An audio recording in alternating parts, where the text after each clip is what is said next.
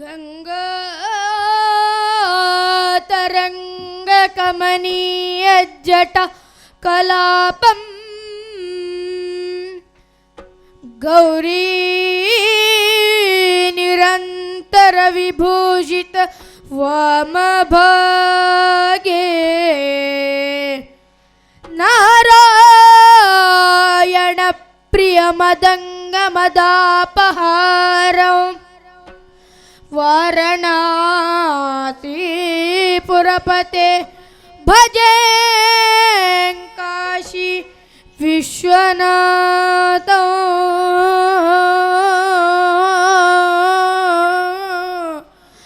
ಭಜೆ ಕಾಶಿ ವಿಶ್ವನಾಥ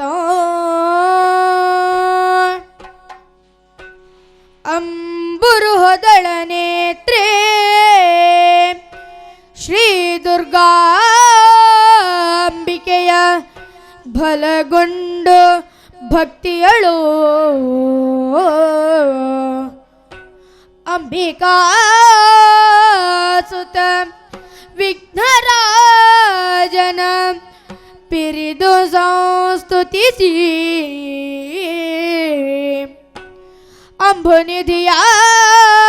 ಅಂಬುನಿಧಿಯಾತ್ಮಜೆಗೆ ಕೈ ಮುಗಿದಂಬುಜಾತನವಾಣಿಯರ ಪಾದಾಂಬುಜಕ್ಕೆ ಪೊಡಮಡುತ್ತ ವರ್ಣಿಪೆಣಿ ಕಥಾಮೃತವ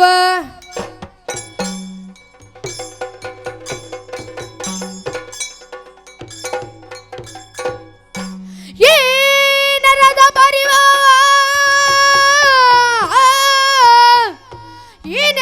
ಪರಿಭವ ಕಾಣುದ ತಾನೆ ರೋಷಾಗ್ನಿಯಲಿ ಭೋಗಿಲೆಂದ ನರನ ಸಮೂಹಕ್ಕೆ ರಥವನ್ನು ಚಾಚಿದನು ಕರ್ಣ.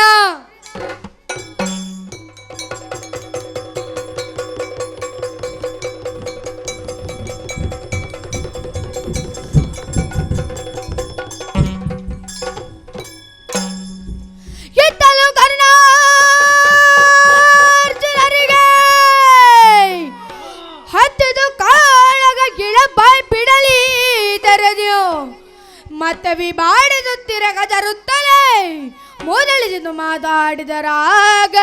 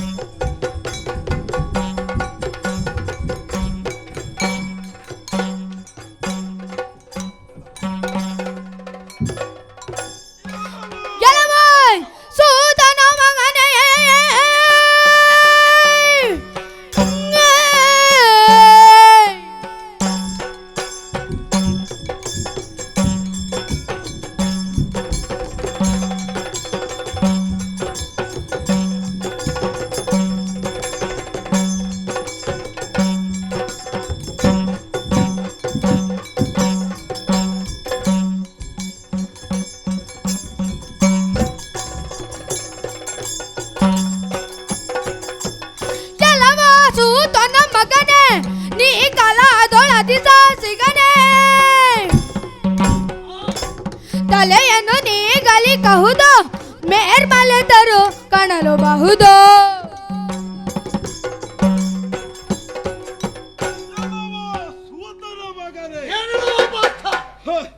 ಸೂತನ ಮಗನೇ ಎನ್ನುವುದು ಪ್ರಶ್ನೆಯೂ ಹೌದು, ಉತ್ತರವೂ ಅದೇ ಹಾಗೆ ಆಗಿರ್ತದೆ.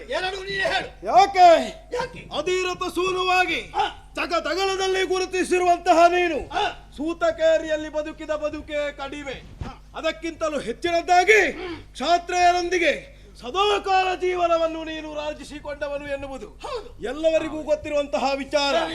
ಒಂದು ಕಾಲಕ್ಕೆ ನಡೆದಿರಬಹುದಾದಂತಹ ಶರಪರೀಕ್ಷಾ ರಂಗದಲ್ಲಿ ನಮ್ಮ ಗುರುಗಳು ದ್ರೋಣರು ಒಂದು ಮಾತನಾಡಿದವರೇ ಇದ್ದಾರೆ. ಹೇಗೆ ಪಾರ್ಥಯವಾದರುತರಹ ಲೋಕದೊಳಗೆ ಲೋಕೈಕ ವಿಕ್ರಮಿ ಪಾರ್ಥ ಎನ್ನುವಂತಹ ಆಡಿದ ಮಾತನ್ನು ಕೇಳಿದ ನೀನು ಸಭೆಯಲ್ಲಿರುವುದನ್ನು ಹೊರತುಪಡಿಸಿ ಬಂದೆ ರಂಗಕ್ಕೆ ತನ್ಮೂಲಕವಾಗಿ ಆಮ ಪರಿಯಲ್ಲಿ ಪಾರ್ಥ ತೋರಿದ ನಾನು ಅದೇ ರೀತಿ ತೋರಿಸುತ್ತೇನೆ ಎನ್ನುವ ಹಾಗೆ ಆಡಿ ಕೆಲವಾರು ಶರಪ್ರಯೋಗ ಮಾಡಿದೆ. ಆ ಬಳಿಕ ಅದುವೇ ಉದ್ದಟತನವಾಗಿ ದ್ವಂದ್ವಕ್ಕಾಗಿ ನನ್ನನ್ನು ಆಹ್ವಾನಿಸಿದೆ. ಆ ಹೊತ್ತಿನಲ್ಲಿ ನಿನ್ನ ತಂದೆ ಯಾರು, ನಿನ್ನ ತಾಯಿ ಯಾರು, ನಿನ್ನ ಕುಲ ಯಾವುದು ಅನ್ನುವುದನ್ನು ಕೃಪಾಚಾರ್ಯರು ಕೇಳಬೇಕಾದ ಸನ್ನಿವೇಶ ಬಂದಾಗ ಆಕಾಶ ಮತ್ತು ಭೂಮಿಯನ್ನು ನೋಡುತ್ತಾ ಉಳಿದ ನೀನು ಅಂದೇ ನೀನು ಬದುಕಿನಲ್ಲಿ ಪ್ರಶ್ನಾರ್ಥಕವಾಗಿ ಬದುಕಿದವನು. ಈ ಕಾಲಕ್ಕೆ ನೀನು ಮಾಡುತ್ತಾ ಇರುವುದು ಏನು ಕಲಿತನ ಅನ್ನುವುದನ್ನು ನೋಡಿದ್ರೆ ನೀ ಮಾಡಿರುವುದಿಷ್ಟೇ. ಪಾಂಡವರು ಹಾಗೂ ಕೌರವರ ಮಧ್ಯದಲ್ಲಿ ದಾಯವಾದದ ಕಿಡಿ ಎನ್ನುವುದು ದಾವಾನಲವಾಗಿ ಹರಿಯುವುದಕ್ಕೆ ಪ್ರಧಾನ ಕಾರಣಿ ಸ್ಥಾನದಲ್ಲಿರುವವನು ನೀನು ಎನ್ನುವುದು ಆ ವಿಚಾರದಲ್ಲಿ ನೋಡಿದ್ರೆ ನಿನ್ನ ಕಲಿತನ ಕಾಡ್ತದೆ. ಮತ್ತೆ ನೀನು ಯುದ್ಧರಂಗದಲ್ಲಿ ಹೌದೋ ಕೇಳಿದ್ರೆ ಚಿತ್ರರಥ ಗಂಧರ್ವನ ಕದನ ಕಾಲದಲ್ಲಿ ನೀನು ವಿಕರ್ಣನ ರಥವನ್ನು ಆರಿ ಎಲ್ಲೋ ಓಡಿ ಬದುಕಿದವನು ನೀನು. ಅಷ್ಟು ಮಾತ್ರವೇ ಅಲ್ಲ, ಗೋಗ್ರಹಣದ ಸಂದರ್ಭದಲ್ಲಿ ನನ್ನ ಮುಂಭಾಗದಲ್ಲಿ ಕಾಣಿಸಿದೆ, ಅಲ್ಲಿಯೂ ಯಾವುದೇ ಫಲಶ್ರುತಿ ಕಾಣಲಿಲ್ಲ. ಹೆಚ್ಚೇನು ದ್ರೌಪದಿ ಸ್ವಯಂವರದ ಕಾಲದಲ್ಲಿ ಕಾಣಿಸಿಕೊಂಡ ನಿನ್ನನ್ನು 6 ಬಾರಿ ನಾ ಬಡಿದು ಭಂಗಿಸಿದವನಿದ್ದೇನೆ. ಆ ಹೊತ್ತಿನಲ್ಲಿಯೂ ಏನು ಸಾಧಿಸದೇ ಇರುವ ನೀನು ಈ ಕಾಲಕ್ಕೆ ನಾನು ಕಲಿಯಿದ್ದೇನೆ ಅನ್ನುವ ಹಾಗೆ ಆಡುತ್ತಾ ಅಂದಾದರೂ ಭೀಷ್ಮಾಚಾರ್ಯರು ತೊಟ್ಟಿರಬಹುದಾದ ಕಿರೀಟ, ಹೆಚ್ಚೇನು ದ್ರೋಣರು ಇಟ್ಟಿರಬಹುದಾದ ಸೇನಾಧ್ಯಕ್ಷದ ಕಿರೀಟವನ್ನು ತಲೆಯಲ್ಲಿ ಹೊತ್ತು ಬಂದದ್ದೇ ಹೌದಾದ್ರೆ ತಲೆ ಕಳ್ಕೊಳ್ಬೇಕಾದೀತು. ಬಿಟ್ಟು ಬಿಟ್ಟು ಸಾಗೆಲ್ಲ ಬಾರ್ದ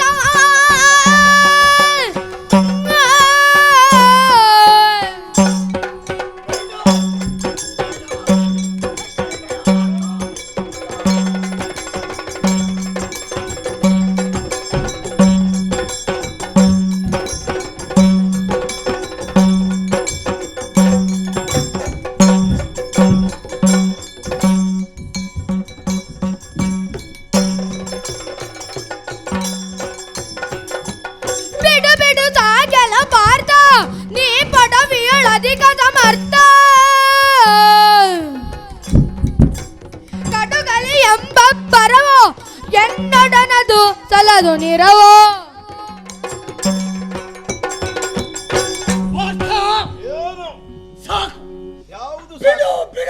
ಯಾವುದನ್ನು ಬಿಡಬೇಕು? ನಿನ್ನ ಅಹಂಕಾರದ ಮಾತುಗಳು, ಹೆಗ್ಗಳಿಕೆಯ ಮಾತುಗಳನ್ನು ಸಾಕು ಬಿಡು. ನಿನ್ನ ಬದುಕಿನ ಡಂಬಾಚಾರದ ಮಾತು ಕೇಳುವಾಗ ನಮ್ಮದನ್ನು ನಾವು ಆಡಬೇಕಾಗುತ್ತೆ. ನೀನು ಬೇಕಾದಂತೆ ಹೇಳಿತು, ಮತ್ತೆ ತಿಳಿದವರು ತಿಳಿದುಕೊಳ್ತಾರೆ, ನೋಡಿದವರು ಅರ್ಥೈಸಿಕೊಂಡಿದ್ದಾರೆ. ಏನು ಅಂತ ಕ್ಷತ್ರಿಯನಾದಂತಹ ಪಾರ್ಥ ಮೇಲೂ ಸೂತ ಪುತ್ರನಾಗಿ ಹುಟ್ಟಿದಂತಹ ಕರ್ಣ ಮೇಲೂ ಹೇಗೆ ಗುರುತಿಸಿಕೊಂಡು ತೀರ್ಮಾನಿಸಿದವರು ತೀರ್ಮಾನಿಸ್ತಾರೆ. ನಿನ್ನಿಂದ ತೀರ್ಮಾನ ಬೇಕಾಗಿಲ್ಲ. ಇತಿಶ್ರೀ ಹೇಳು, ನಿನ್ನಲ್ಲ. ನಾನು ಪ್ರಶಸ್ತಿ ಪತ್ರ ಕೊಡ್ಲಿಕ್ಕೂ ಬಂದದ್ದು ಅಲ್ಲ. ಬಿಡು ಬಿಡು ಸಾಕರು ಪಾತ್ರ. ನಿನ್ನ ಹೆಗ್ಗಳಿಕೆಯ ಮಾತನ್ನು ಕಡಿಮೆ ಮಾಡು. ನಿನ್ನ ಸಾಹಸ ಏನುಂಟು ಅದನ್ನು ನೀನು ಹೊಗಳಿಕೊಂಡರೆ ಸಾಲದು. ಇದನ್ನು ಬಂದಂತಹ ಈ ಕರ್ಣನಲ್ಲಿ ಸಾಯಕ ತೊಡುವ ವಿಚಾರ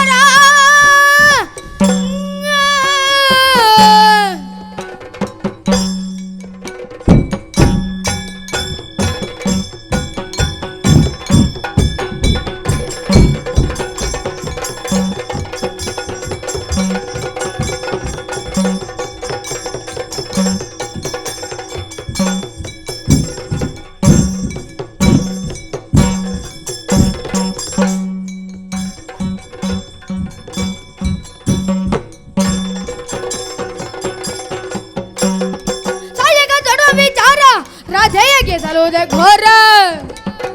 ಕಾಯವರ್ಯಾರೈ ನಿನಗೆ ನಿಸಾಯದೆ ನಡೆಯೈ ಪುರಗೆ. ಕಾಯುವರ್ಯಾರೈ ನಿನಗೆ ನಿಸಾಯದೆ ನಡೆಯೈ ಪುರಕ್ಕೆ.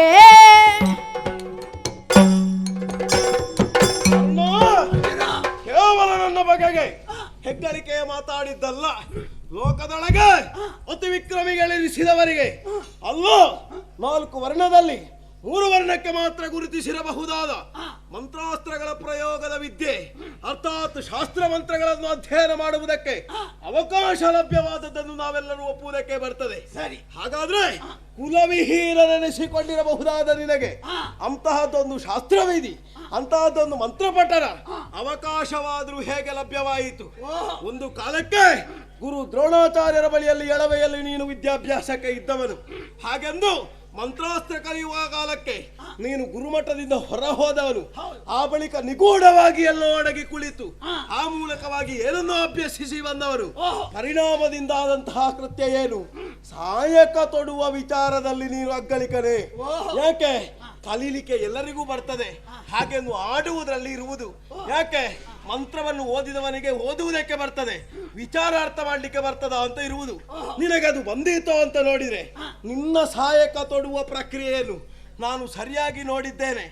ನಮಗಾಗಿಯೇ ಇರಿಸಿರಬಹುದಾದ ಏಕವೀರಜ್ಞ ಶರ ಎನ್ನುವುದು ನಿನ್ನ ಕರದೊಳಗೆ ಇತ್ತೋ ಇಲ್ವೋ?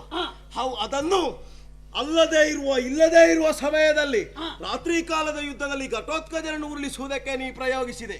ಅದರ ಅರ್ಥ ಏನು? ನಿನ್ನೊಳಗೆ ನಿನಗೆ ಅಸ್ತಿಮಿತ ಇಲ್ಲದೆ ಇರುವವನು ಸಹಾಯಕ ತೊಡುವ ವಿಚಾರದಲ್ಲಿ ನೀನು ಏನೂ ಅಲ್ಲ ಅನ್ನುವುದನ್ನು ನಮಗೆ ಸಾಧಿಸುವುದಕ್ಕೆ ಬರ್ತದೆ. ಮತ್ತೊಂದು ವಿಭಾಗದಿಂದ ನೋಡಿದ್ರೆ ಕಾಯುವರಾರೈ ನಿಮಗೆ ಅಂದ್ರೆ ಕೌರವ ಪಾಳಯದಲ್ಲಿ ನಿನ್ನ ತಲೆಯ ಮೇಲೆ ಕೈಯಿಟ್ಟು ಕರ್ಣನನ್ನು ರಕ್ಷಿಸುತ್ತೇನೆ ಎನ್ನುವ ಹಾಗೆ ಆಡಬಹುದಾದ ಪಟುಭಟರ ಸ್ತೋಮವೇ ಇಲ್ಲ, ಎಲ್ಲವೂ ನಿರ್ನಾಮವಾಗುತ್ತಾ ಬಂದಿದೆ. ಮತ್ತೆ ಕಾಯುವುದು ಯಾರು? ದೇವರು ಕಾಯಬೇಕು ಅಂತ ಒಂದುಂಟು.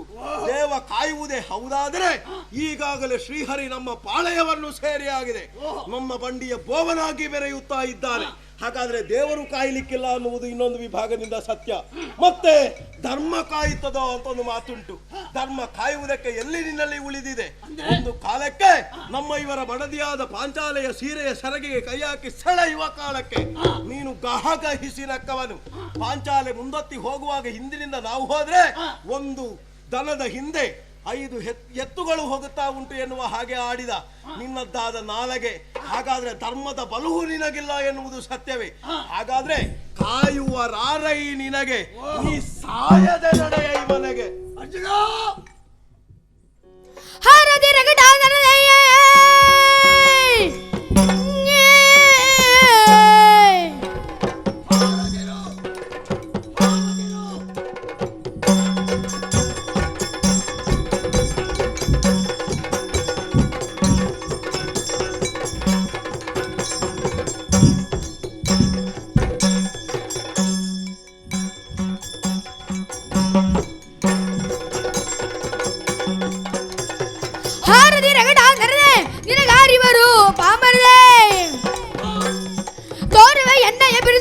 ಮೈದೋರಿಯ ಕಾದಿದರೆದು ಮೂರು ಲೋಕದ ಕಂಠ, ನಾನು ಕಲಿಪಾರ್ಥ, ನಾನು ಮಧ್ಯಪಾಂಡವ ಎಂಬುದಾಗಿ ಏನು ಬೇಕಾದರೂ ನಮ್ಮ ಒಟ್ಟಿಗೆ ಹೇಳಿಕೋ, ಹೇಳಿಕೋ, ಹೊಗಳಿಕೋ. ಶ್ರೀಕೃಷ್ಣನಿನ ಸಾರಥಿ ಆಗಿದ್ದ ಕಾರಣಕ್ಕಾಗಿ ಬಾಯಿಗೆ ಬಂದಂತೆ ಹೇಳಿಕೊ. ಇದನ್ನು ನಾನು ಲೆಕ್ಕಕ್ಕೆ ತೆಗೆದುಕೊಳ್ಳುವುದಿಲ್ಲ. ಯಾಕೆ? ತನ್ನನ್ನು ತಾನು ಹೊಗಳಿಕೊಳ್ಳಬೇಕು. ಹಾಗಾದರೆ ನೀನು ಏನು ಭಾರತ ಎಷ್ಟು ಎಂಬುದನ್ನು ತಿಳಿಯುವುದಕ್ಕಾಗಿ ಸೂತ ಪುತ್ರನಾದ ನಾನು ಬಂದು ನಿಂತಿದ್ದೇನೆ. ನನ್ನೆದುರಿಂದ ನಿಲ್ಲುವುದು ನಿನ್ನ ಯೋಗ್ಯತೆ ಎಂದಾದರೆ ಹೆಚ್ಚು ಯಾರು ಅರ್ಜುನನೋ ಕರ್ಣನೋ ಇದನ್ನು ತೀರ್ಮಾನಿಸಬೇಕಾದ ವಿಧಿ ಒಂದಿದೆ, ಸಭೆ ಮತ್ತೊಂದಿದೆ. ಆದ್ದರಿಂದ ಹೇಳುತ್ತಿದ್ದೇನೆ, ಭಾರತೀಯ ಕಟ ಅನ್ನರಲ್ಲಿ ನೀನು ಏನು ಎಷ್ಟನ್ನುವುದು ತೋರಿಸುವ ಸಾಮರ್ಥ್ಯ ನಿನಗಿದ್ದರೆ ಕರ್ಣಲ್ಲಿ ಸಾಯುವಾಗ ಆನೆ ಕಾಲಡಿಗೆ ಬಿದ್ದಾದ್ರೂ ಸಾಯಬೇಕು ಅಂತ ಬಂದದ್ದೇ ಹೌದಾದ್ರೆ ಕಾಲಿಗೆ ಸಾಯಬಾರದು. ಯಮ ನಾಲಯಕ್ಕೆ ನಾಡ್ತಿದ್ದಾರೆ.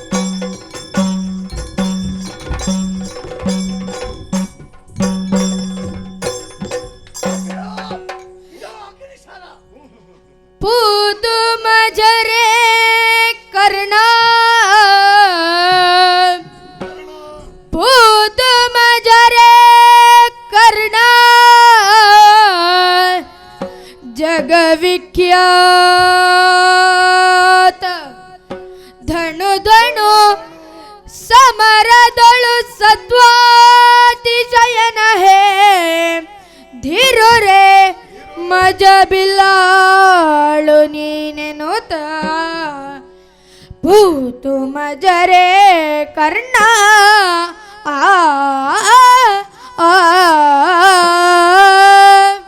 ಸಾಮಾನ್ಯವಾಗಿ ನಿನ್ನನ್ನು ಸಂಬೋಧಿಸುವುದು ಸೂತಸುತನೆಂಬುದಾಗಿ, ಆದರೆ ನಾನು ಹಾಗೆ ಸಂಬೋಧಿಸುತ್ತಾ ಇಲ್ಲ. ಪೂತು ಮಜರೇ ಕರ್ಣ. ಸಮದಂಡಿಗಳ ಹೋರಾಟ ರಸಿಕರ ಮನಸ್ಸಿಗದೊಂದು ರಸದೂಟ. ಹಿಂದೊಂದು ಕಾಲದಲ್ಲಿ ಒಂದು ಯುದ್ಧ ನಡೆದಿತ್ತಂತೆ ರಾಮ ರಾವಣರ ಮಧ್ಯೆ. ಆ ಸಂದರ್ಭದಲ್ಲಿ ಬಿಡುಗಣ್ಣರಾದಂತಹ ದೇವತೆಗಳು ಬಿಟ್ಟ ಕಣ್ಣಿನಿಂದ ಯುದ್ಧವನ್ನು ವೀಕ್ಷಿಸ್ತಾ ಇದ್ರಂತೆ. ಈ ಹೊತ್ತಿನಲ್ಲೂ ಹಾಗೆ ಕರ್ಣಾರ್ಜುನರ ಕಾಳಗವನ್ನು ಬಿಡುಗಣ್ಣರು ಬಿಟ್ಟ ಕಣ್ಣಿನಿಂದ ನೋಡುತ್ತಾ ಇದ್ದಾರೆ ಅನ್ನೋದಕ್ಕೆ ದ್ಯೋತಕವಾಗಿ ನಾನೇ ಮೆಚ್ಚಿಕೊಂಡಿದ್ದೇನೆ. ಬಿಡುವ ತೊಡುವ ಶರ ಚಮತ್ಕೃತಿಯನ್ನು ಕಂಡಾಗ ಬಾಯಿಂದ ಬಂದಂತಹ ಉದ್ಗಾರವಿದು. ಪೂತು ಮಜರೇ ಕರ್ಣ ತಿರುರೇ. ಇದು ಸಂತೋಷದ ಉದ್ಗಾರ ನನ್ನದು. ದ್ರೋಣ ಭೀಷ್ಮಾಚಾರ್ಯರು ಒಂದು ಮಾತನ್ನು ಹೇಳಿದ್ರಂತೆ, ಅರ್ಧರಥಿಕ ನೀನು ದಾಸಾರ ಭಾವನೆ, ಈವರೆಗೂ ನೀನು ಅರ್ಧರಥಿಕನೇ ಅಲ್ಲ. ನಾನು ಹೇಳ್ತಾ ಇದ್ದೇನೆ ಮಹಾರಥಿಕರಣ ಮಹಾರಥಿಕರಣ ಮಹಾರಥಿಕರಣ.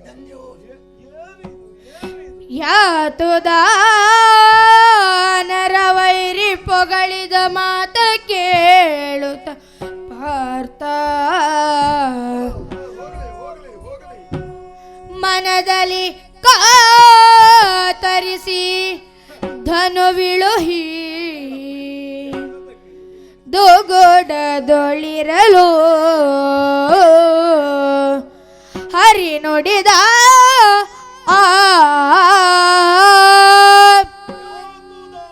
ವೈರಿ ಅಂತ ಲೋಕದಲ್ಲಿ ಇವನನ್ನು ಕರೆಯುವುದು.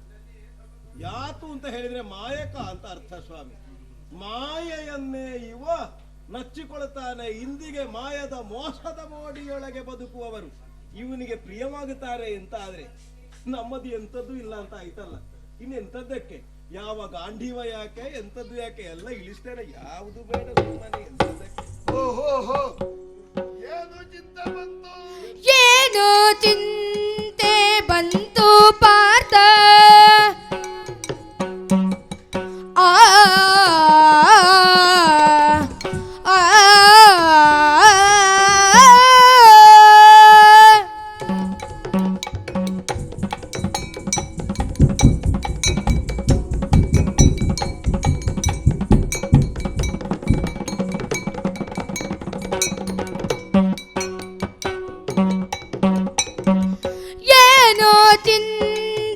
ಬಂತು ಪಾರ್ಥ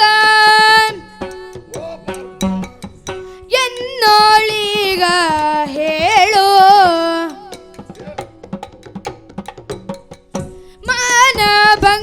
ಮಾನಭಂಗವನ್ನು ಗೈದವರು ಯಾರು.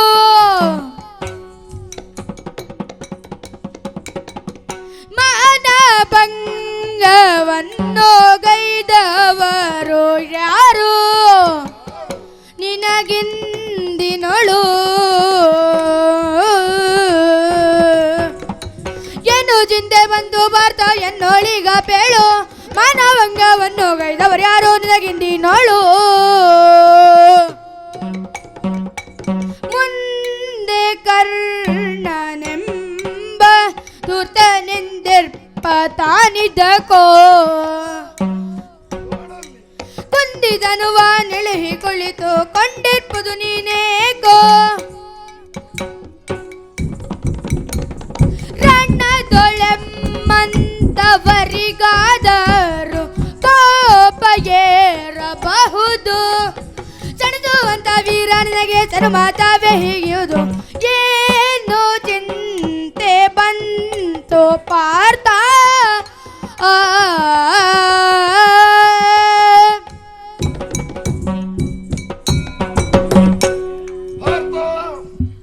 ಏನು ಮನೋಮಂದಿರದ ಹೆಬ್ಬಾಗಿಲು ಮುಖ ಅಂತ ಹೇಳಿದ್ರು. ಮನಸ್ಸು ಹೇಗಿದೆ ಅನ್ನುವುದನ್ನು ಮುಖ ನೋಡಿ ಅರ್ಥವಿಸಿಕೊಳ್ಳಬಹುದು. ನಾನೋ ನೀನೋ ಅನ್ನುವ ಹಾಗೆ ಸೆಣಸಾಡುತ್ತಾ ಇದ್ದವರು ನೀವು ಕರ್ಣಾರ್ಜುನರು. ಹೌದಪ್ಪ, ಉಲ್ಲಾಸದಿಂದ ನೋಡುತ್ತಾ ಇದ್ದೆ ನಾನು. ನನಗೊಂದು ಉಲ್ಲಾಸ ಇತ್ತು. ಒಮ್ಮಿಂದೊಮ್ಮೆಲೆ ಗಾಳಿ ತೆಗೆದ ಚೆಂಡಿನ ಹಾಗೆ ಅಲ್ಲಿಗೆ ಬಾಡಿ ಕುಳಿತು ಬಿಟ್ಟೆ. ಈ ಚೆಂಡಿಗೆ ಗಾಳಿ ಬೇಡ ಅಂತ ನಿರ್ಣಯಿಸಿದ ಮೇಲೆ ಮತ್ತು ಗಾಳಿ ಬೇಕು ಅಂತ ನಾನು ಯಾಕೆ ಹಂಬಲಿಸಬೇಕಪ್ಪ? ಮುಖದಲ್ಲಿ ದುಃಖದ ಛಾಯೆ ಎದ್ದು ಕಾಣ್ತಾ ಇದೆ. ಏನೋ ಒಂದು ಖಿನ್ನತೆ, ದುಃಖ ಆವರಿಸಿದು ನನಗೆ. ಒಂದು ದುಃಖ ಆವರಿಸಬೇಕಿದ್ರೆ ಯಾರಾದ್ರೂ ಮಾನ ಖಂಡನೆ ಮಾಡಬೇಕು, ತೇಜೋವಧೆ ಮಾಡಬೇಕು. ಯಾರು ನಿನ್ನಲ್ಲಿ ತೇಜೋವಧೆ ಮಾಡಿದವರು? ಅಂತಹ ಒಂದು ಸನ್ನಿವೇಶ ಸೃಷ್ಟಿಯಾದ್ರೆ ಅಲ್ವಾ ದುಃಖ ಬರುವುದು. ನೀನಿರುವಾಗ ಮಾಡುವುದು ಯಾರು ಅಂತ ಅಲ್ಲ, ಯಾರು ಮಾಡಿದ್ರು ಅಂತ. ಯಾಕೆ ಹೇಳಿದೆ? ಮುಂದೆ ನೋಡು, ಕರ್ಣ ಅನ್ನುವಂತಹ ಧೂರ್ತ, ದುಷ್ಟ, ದುರಾಚಾರಿ. ನೀನು ಹೇಳುವುದಾ ಇದು? ನಾನು ಹೇಳೋದು. ಅದೌದು, ನಿನಗೆ ಏಕಪಾತ್ರ ಅಭಿನಯವು ಗೊತ್ತುಂಟಲ್ಲ.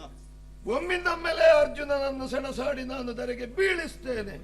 ಛಲ ತೊಟ್ಟ ಹಾಗೆ ಆ ಧೂರ್ತ, ಹಣೆ ಬರಹ ಕೆಟ್ಟವ, 3 ಕಾಸಿನವ. ಅದು ಅವನದ್ರೆ ಉಂಟ, ಅದು ಅವನಿ 3 ಕಾಸಿನವನಿ.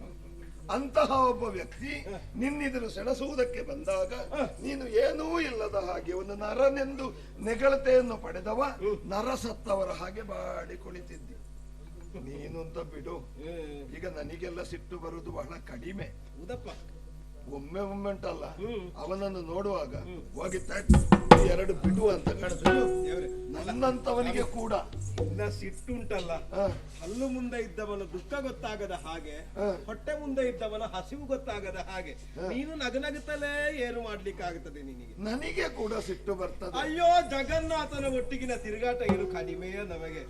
ನಮ್ಗೂ ಗೊತ್ತಿಲ್ವ ಜಗನ್ನಾಥ ಹೇಗೆ ಅಂತ. ನನಗೆ ಕೂಡ ಸಿಟ್ಟು ಬರ್ತದೆ. ಸಿಟ್ಟು ಬಾರದವನಿಗೂ ಸಿಟ್ಟು ಬರ್ತದೆ ಎಂಬಾಗ ಸಿಟ್ಟು ಬರಬೇಕಾದವನಿಗೆ ದುಃಖ ಯಾಕೆ ಬಂತು? ನೀನು ಯಾವುದನ್ನು ಮುಚ್ಚುಮರೆ ಮಾಡಬೇಡ. ಏನು ಚಿಂತೆ ಬಂತು ಹೇಳು ನನ್ನಲ್ಲಿ. ದೇವಲಾಲಿಪುದೀಗ ಪಿಟ್ಟದೊಂದು ಯೋಜನ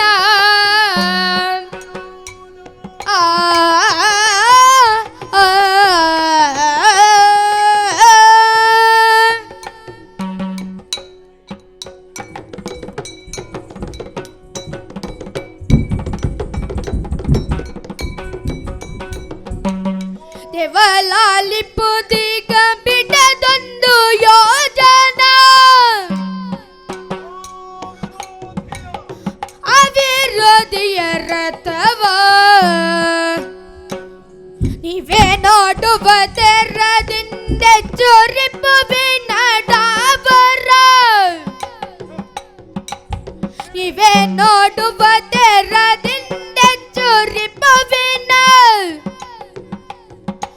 ಡಾಬರ ಬಿಡಿಸಿದೆನು. ದೇವಲಾಲಿಪುದೀಗ ಬಿಡದಂದು ಯೋಜನ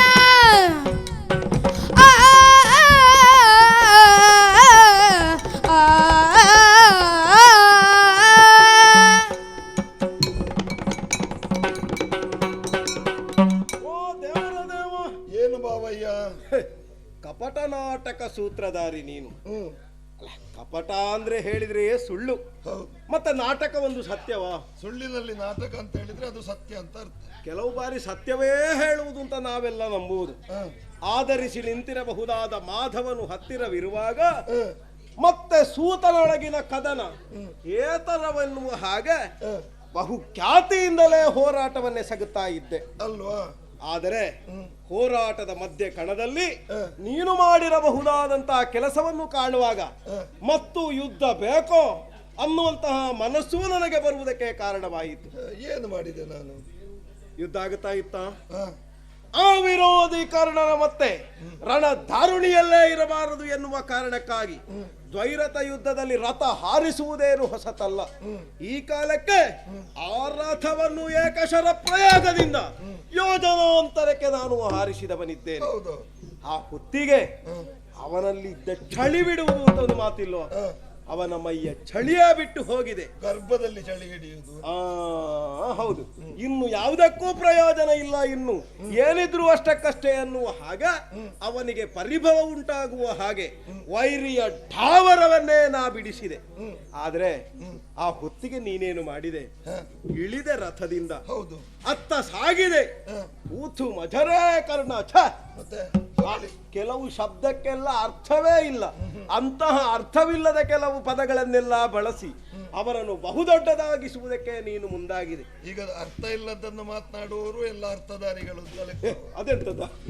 ಅರ್ಥ ಇಲ್ಲದ ಮಾತಾಡುವವರು ಅರ್ಥಧಾರಿಗಳು, ಅರ್ಥ ಇಲ್ಲದನ್ನು ಮಾತನಾಡುವವರು ಅರ್ಥಧಾರಿಗಳು. ಹಾಗೆ ಅರ್ಥ ವಿಶಾಲ ಅರ್ಥ ಇರುವುದನ್ನು ಮಾತಾಡುವವರನ್ನು ಅರ್ಥಧಾರಿಗಳು ಅಂತ ಹೇಳುವುದು. ಹಾಗೆ ಆದ್ರೆ ಅವ ಹೇಗೆ ಜೀವದಾಶಯ ಬಿಟ್ಟು ಅವನು ಶರಪ್ರಯೋಗ ಮಾಡಿ ಮತ್ತೆ ನಮ್ಮ ರಥವನ್ನು ಸ್ವಲ್ಪ ಜಾರಿಸಿದ, ಇಲ್ಲ ಹೇಳುವುದಿಲ್ಲ, ಜಾರಿಸಿದ ರಥವನ್ನು. ಅದು ಹೇಗೆ? ಸ್ವಲ್ಪ ಜಾರಿದ್ದಷ್ಟೇ, ಎಲ್ಲೋ ಒಂದು ಬಿಲ್ಲಿನ ಅಂತರದ ಲೆಕ್ಕಾಚಾರದಲ್ಲಿ ಬಿಟ್ರೆ ಬೇರೆ ಎಂತದ್ದು ಇಲ್ಲ. ಹಾಗಾದ್ರೆ ಜೀವದಾಶಯ ಬಿಟ್ಟು ಅವ ಮಾಡಿದ ಕೆಲಸವನ್ನು ನೀ ಹೊಗಳುವಾಗ ನನಗೆ ಏನನ್ನಿಸಿದ್ದು ಗೊತ್ತೋ? ಎನ್ನಯ ಭುಜಬಲದೊಳಗೆ, ಎನ್ನಯ ಭುಜಬಲದೊಳಗೇನೋ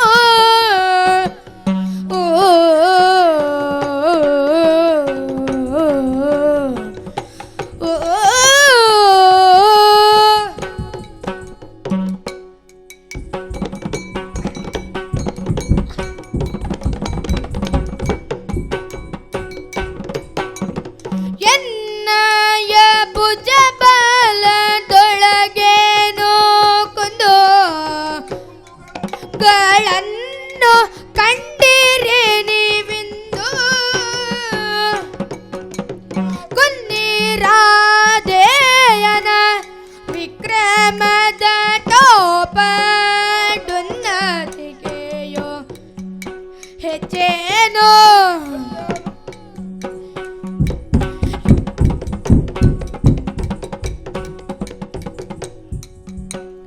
ಎನ್ನಯ ಭುಜಬಲದೊಳಗೇನೋ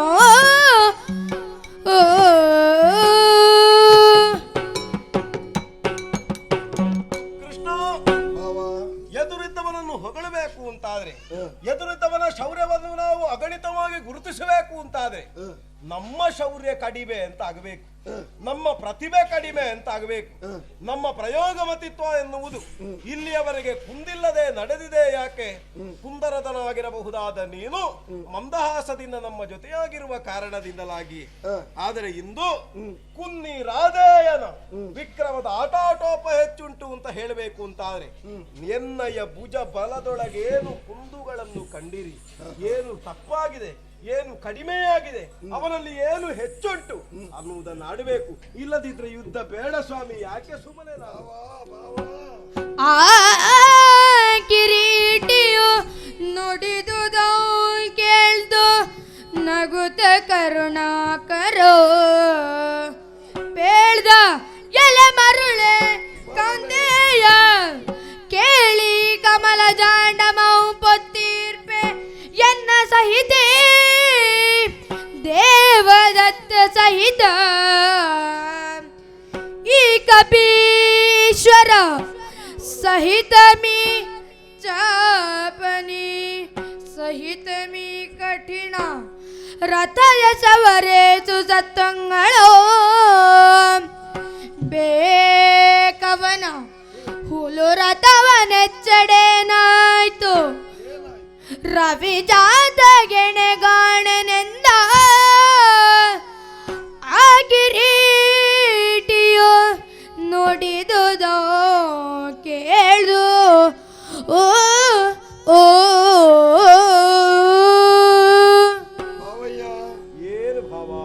ನಿನಗೆ ಆಗಾಗ ಹೊಟ್ಟೆ ನೋವಾಗ್ತದಲ್ಲ? ಅಲ್ಲ, ಹೊಟ್ಟೆ ನೋವು ಆಗುವಂತಹದ್ದನ್ನೇ ಕೊಡುವುದಾದ್ರೆ ಮತ್ತೆ ಹೊಟ್ಟೆ ನೋವಾಗದಿರ್ತದ? ನಾವು ಕೊಟ್ಟದ್ದರಲ್ಲಿ ಅಲ್ಲ, ಮತ್ತೆ ನೀನು ತೆಕೊಂಡದ್ರಲ್ಲಿ ಅದು ಹೊಟ್ಟೆ ನೋವು ಬಂತು. ಅದು ನನಗೆ ಬಡಿಸುವುದು ನೀನು ಅಂತ ನಾ ತಿಳ್ಕೊಂಡದ್ದು. ಯಾವ ಹೊಟ್ಟೆ ನೋವು ನನ್ನಿದಿರು ಬಂದ್ರು ನಾನು ಅದನ್ನು ಉಪಶಮನ ಮಾಡ್ತೇನೆ. ಯಾಕೆ? ಭವರೋಗ ವೈದ್ಯ ಅಂತ ನನಗೊಂದು ಹೆಸರುಂಟು. ಹೌದಪ್ಪ. ಆದ್ದರಿಂದ ನಿನ್ನ ರೋಗವನ್ನು ಗುಣಪಡಿಸದೆ ಮುಂದೆ ತೆರಳುವ ಹಾಗಿಲ್ಲ. ಹೌದು. ನಿನಗೆ ಬಂದಂತಹ ಈ ಮೌನತೆಗೆ ಕಾರಣ ಏನು ಅಂತ ಕೇಳಿದ್ರೆ, ಅವ ಮಾಡಿದ ಕಾರ್ಯ ದೊಡ್ಡದೋ ನಾನು ಮಾಡಿದ್ದು ದೊಡ್ಡದೋ ಅಲ್ವಾ? ಒಂದು ಪ್ರಶ್ನೆ. ವಸ್ತುನಿಷ್ಠವಾಗಿ ವಿಮರ್ಶೆಯನ್ನು ಮಾಡ್ತಾ ಇದ್ರೆ ಕರ್ಣ ಮಾಡಿದ ಕಾರ್ಯವೇ ಹೆಚ್ಚು. ಕರ್ಣ ಮಾಡಿದ್ದೇ ಅದು ಹೇಗೆ ಹೆಚ್ಚಾಗ್ತದೆ ದೇವ್ರೆ? ನಾವೊಂದು ತುಲನೆ ಮಾಡಬೇಕು. ಒಂದು ಆಡಿಗೂ ಒಂದು ಆನೆಗೂ ಒಂದೇ ತಕ್ಕಡಿಯೋ? ಅಲ್ವಲ್ಲ?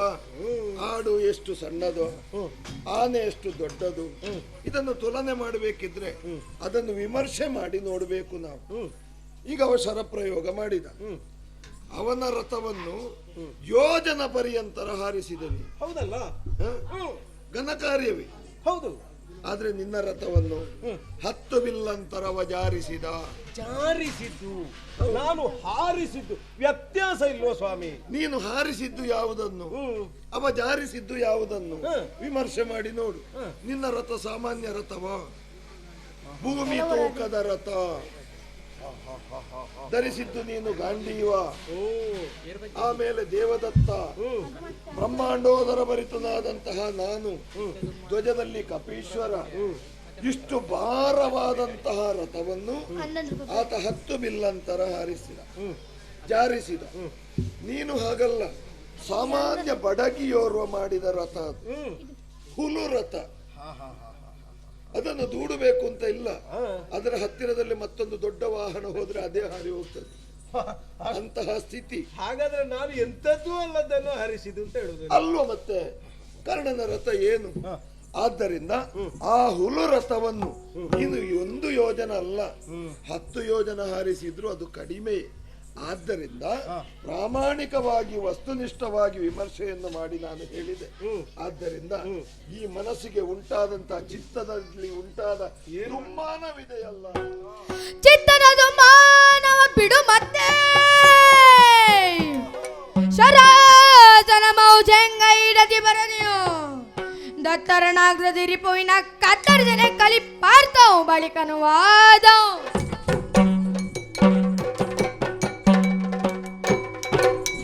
ಉಂಟಾದಂತಹ ಕ್ಲೇಶವನ್ನು ಬಿಡು, ಮೊದಲಿನ ಹೊಸ ಚೇತನವನ್ನು ತುಂಬಿಕೋ. ರಥವನ್ನು ಕರ್ಣನ ಎದುರಿಗೆ ಹಾರಿಸ್ತೇನೆ, ಮಾಡು ಯುದ್ಧ. ಮಾಡ್ತೇನೆ.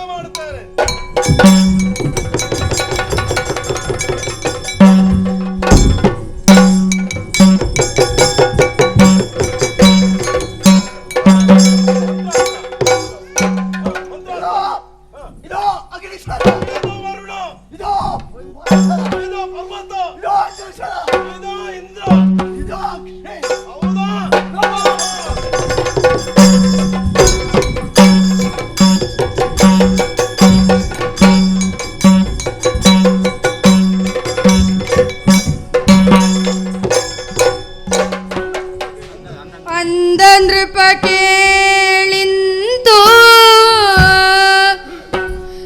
ಅಂದ ನೃಪ ಕೇಳಿಂತು ಸಮರದಿ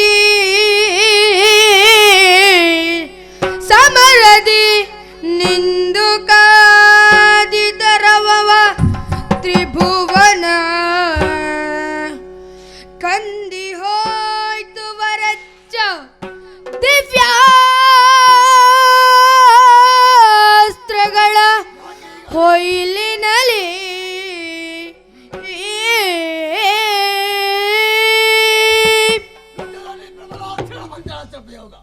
ಪ್ರತಿ ಆಸ್ತ್ರಗಳನ್ನು ಪ್ರಯೋಗಿಸಿಯಾಗಿದೆ.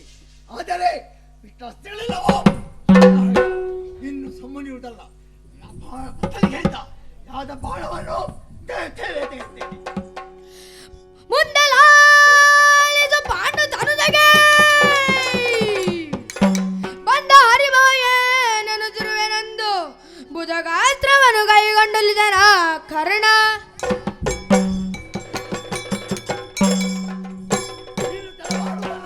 ನನ್ನ ಬತ್ತಳಿಕೆಯಿಂದ ವಿಶೇಷವಾದ ಸರ್ಪಾಸ್ತ್ರ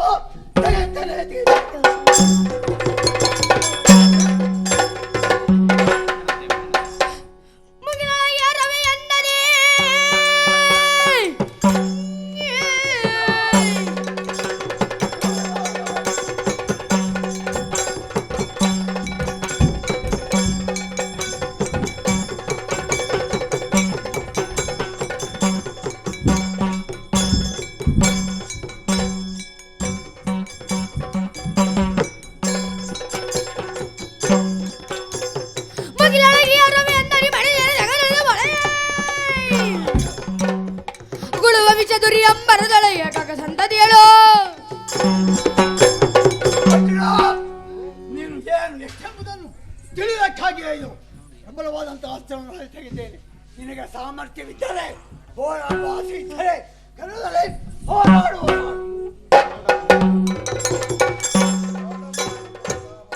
ಆಡಂಬರದೊಳಗ ಬಾಣದ ಗುರ್ ನೋಡಿ ನರಣ ಗಣಕೆ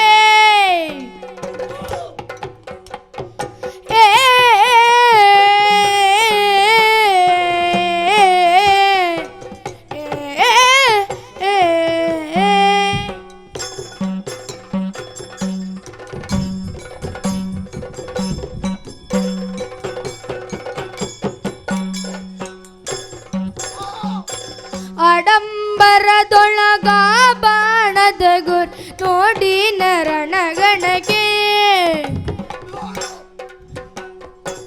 ಹುಡುತ ಶಲ್ಯನು ಕಂಡರ್ ಗಜ ಮಾತಾಡಿದ ನಗ್ಗಳಿಗೆ ಆಡಂಬರದೊಳಗ ಬಾಣದ ಗುರ್ ನೋಡಿ ನರಣಗಣಗೆ ಹುಡುತ ಶಲ್ಯನು ಮಾತಾಡಿದ ನಗ್ಗಳಿಗೆ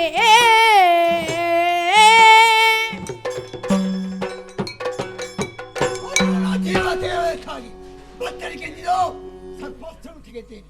ಇದನ್ನೇ ಇವನ ಮೇಲೆ ಪ್ರಯೋಗಿಸ್ತೇನೆ. ಆದರೆ ಸಾರಥಿದ್ದಾನೆ ಮಹಾಜ್ಞಾನ, ಅವನಲ್ಲಿ ಒಂದು ಮಾತು ಕೇಳುತ್ತೇನೆ. ಶಲ್ಯ, ಏನು ಸಾರಥಿ? ಏನು ಸಾರಥಿ? ಸರಳು ಪಾಂಡವ ಸೇನೆಯನು ಗೆಲ್ಲಲಹುದೇ? ಪಾರ್ಥನ ಮಾನಿನಿಗೆ ವೈದವ್ಯ ದೀಕ್ಷಾ ವಿಜಯ ಕೊಡಲಹುದೇ? ಆನಲಮ್ಮವರುಂಟೆ ನಿನಗಿದು ಸಾನುರಾಗವೇ ಹೇಳೆನಳು. ರವಿಸೋನುವಿನ ಮಗನೋಡಿ ಮಾದ್ರಾದೀಶ ನಿಂತೆಂದ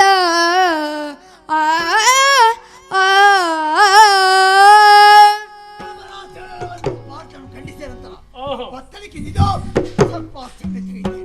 ಪ್ರಬಲಾಸ್ತ್ರವಿದು.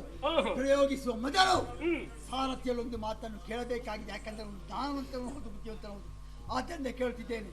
ಅಯ್ಯ ಶಲ್ಯ, ಏನ ಸಾರಥಿ, ನಾನು ಈ ಬಾಣವನ್ನು ಸರ್ಪಾಸ್ತ್ರವನ್ನು ಪ್ರಯೋಗಿಸಿದರೆ ಪಾಂಡವ ಸೇನೆ ಸರ್ವನಾಶವಾದೀತೆ. ಸೇನಾಧಿಪತಿ ಆದಂತಹ ಅರ್ಜುನ ಅವನ ಮಡದಿಗೆ ಮಾಂಗಲ್ಯ ಉಳಿದೀತೆ. ಅಲ್ಲ, ಪತಿವಿಯೋಗವನ್ನು ಅನುಭವಿಸಬೇಕಾದೀತೆ. ಈ ಶರ ಏನಾದೀತು, ಎಷ್ಟು ಮಾಡಿತು, ಎಷ್ಟೆಂಬುದನ್ನು ನೀನು ತಿಳಿದಿದ್ದೇನೆ. ಅಯ್ಯ ಕರ್ಣ, ಇಂದು ಅಮೋಘವಾಗಿರುವಂತಹ ಶರ ನಿನ್ನ ಪಾಲಿಗೆ ಲಭ್ಯವಾಗಿದೆ. ಇಂತಹ ಒಂದು ಶರ ನಿನಗೆ ಮತ್ತೆ ಸಿಕ್ಕುವುದಕ್ಕೆ ಸಾಧ್ಯ ಇಲ್ಲ. ನೀನು ಸರಿಯಾಗಿ ಪ್ರಯೋಗ ಮಾಡಿದೆ ಅಂತ ಆದ್ರೆ ಪಾರ್ಥನ ಮಾನುನಿಗೆ ವೈರವ್ಯ ದೀಕ್ಷಾ ಬರುವುದರಲ್ಲಿ ಖಂಡಿತವೇ ಹೌದು. ಅಂದರೆ ಆಮೇಲೆ ಇದು ನಿನಗೆ ಸಾನೂರಾಗವೇ? ನಾನು ಪಕ್ಷಾಂತರ ಮಾಡುವ ವ್ಯಕ್ತಿಯಲ್ಲ, ನಮ್ಮದ್ದು ಪಕ್ಷ ಒಂದೇ, ಕೌರವನ ಪಕ್ಷ. ಅದಕ್ಕಾಗಿ ಒಂದು ಮಾತು ಹೇಳುತ್ತೇನೆ. ಓ ಭಾನುಜಾತ, ಎಲೆ ಬಾನು ಜಾತ ಕೇಳ್ ಅಸ್ತ್ರದ ನೆಲೆಯನು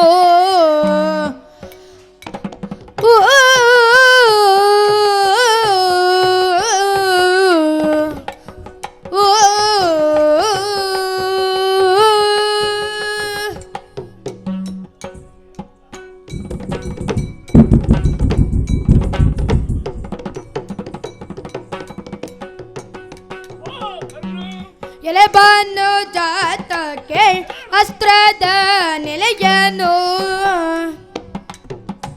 ತಿಳಿಯದೆ ನೀ ಹೂಡಿದೆ. ನೆಲೆಯನು ತಿಳಿಯದೆ ನೀ ಹೂಡಿದೆ. ನಳಿನಾಕ್ಷನಾಥನ ರಥದೊಳಗಿರೆ ನಾಕ್ಷನಾಥನ ರಥದೊಳಗಿರೆ ನಿನ್ನ ಗೆಲುವರೆ ಬಿಡುವನೇನೈ. ಎಲೆಬಾನು ಜಾತಕ್ಕೆ ಅಸ್ತ್ರದ ನೆಲೆಯನು ಓ ಓ ಓ ಓ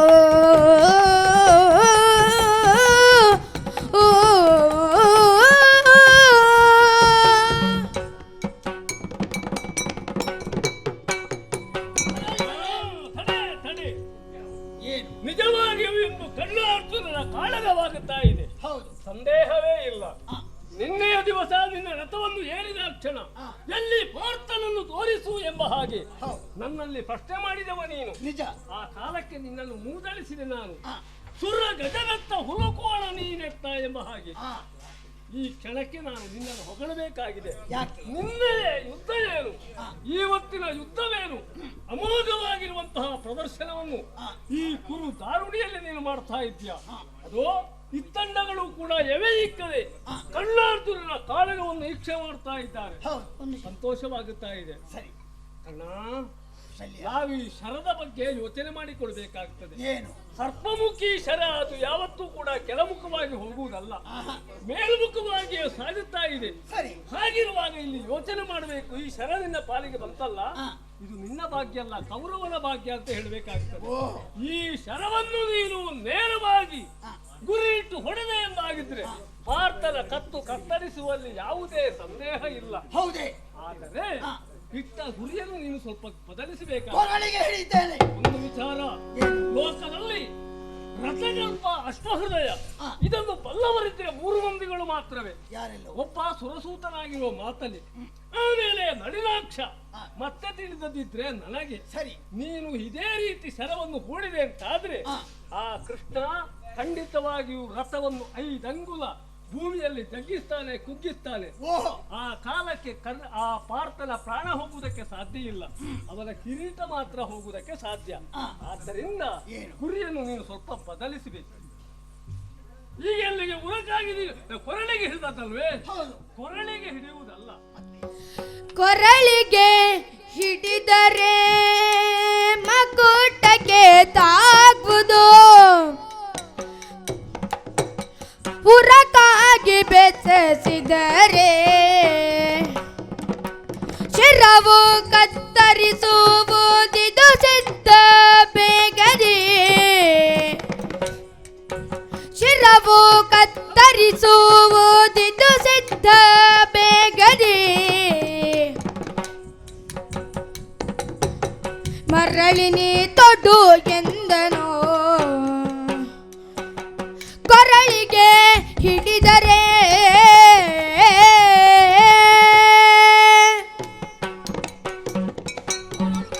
ರಥಕಲ್ಪ ವಿದ್ಯೆಯನ್ನು ಚೆನ್ನಾಗಿ ಅಭ್ಯಾಸ ಮಾಡಿರುವ ನಾನು ಈ ಕಾಲಕ್ಕೆ ಎಲ್ಲವನ್ನೂ ತಿಳಿದವನಾಗಿ ಹೇಳ್ತಾ ಇದ್ದೇನೆ.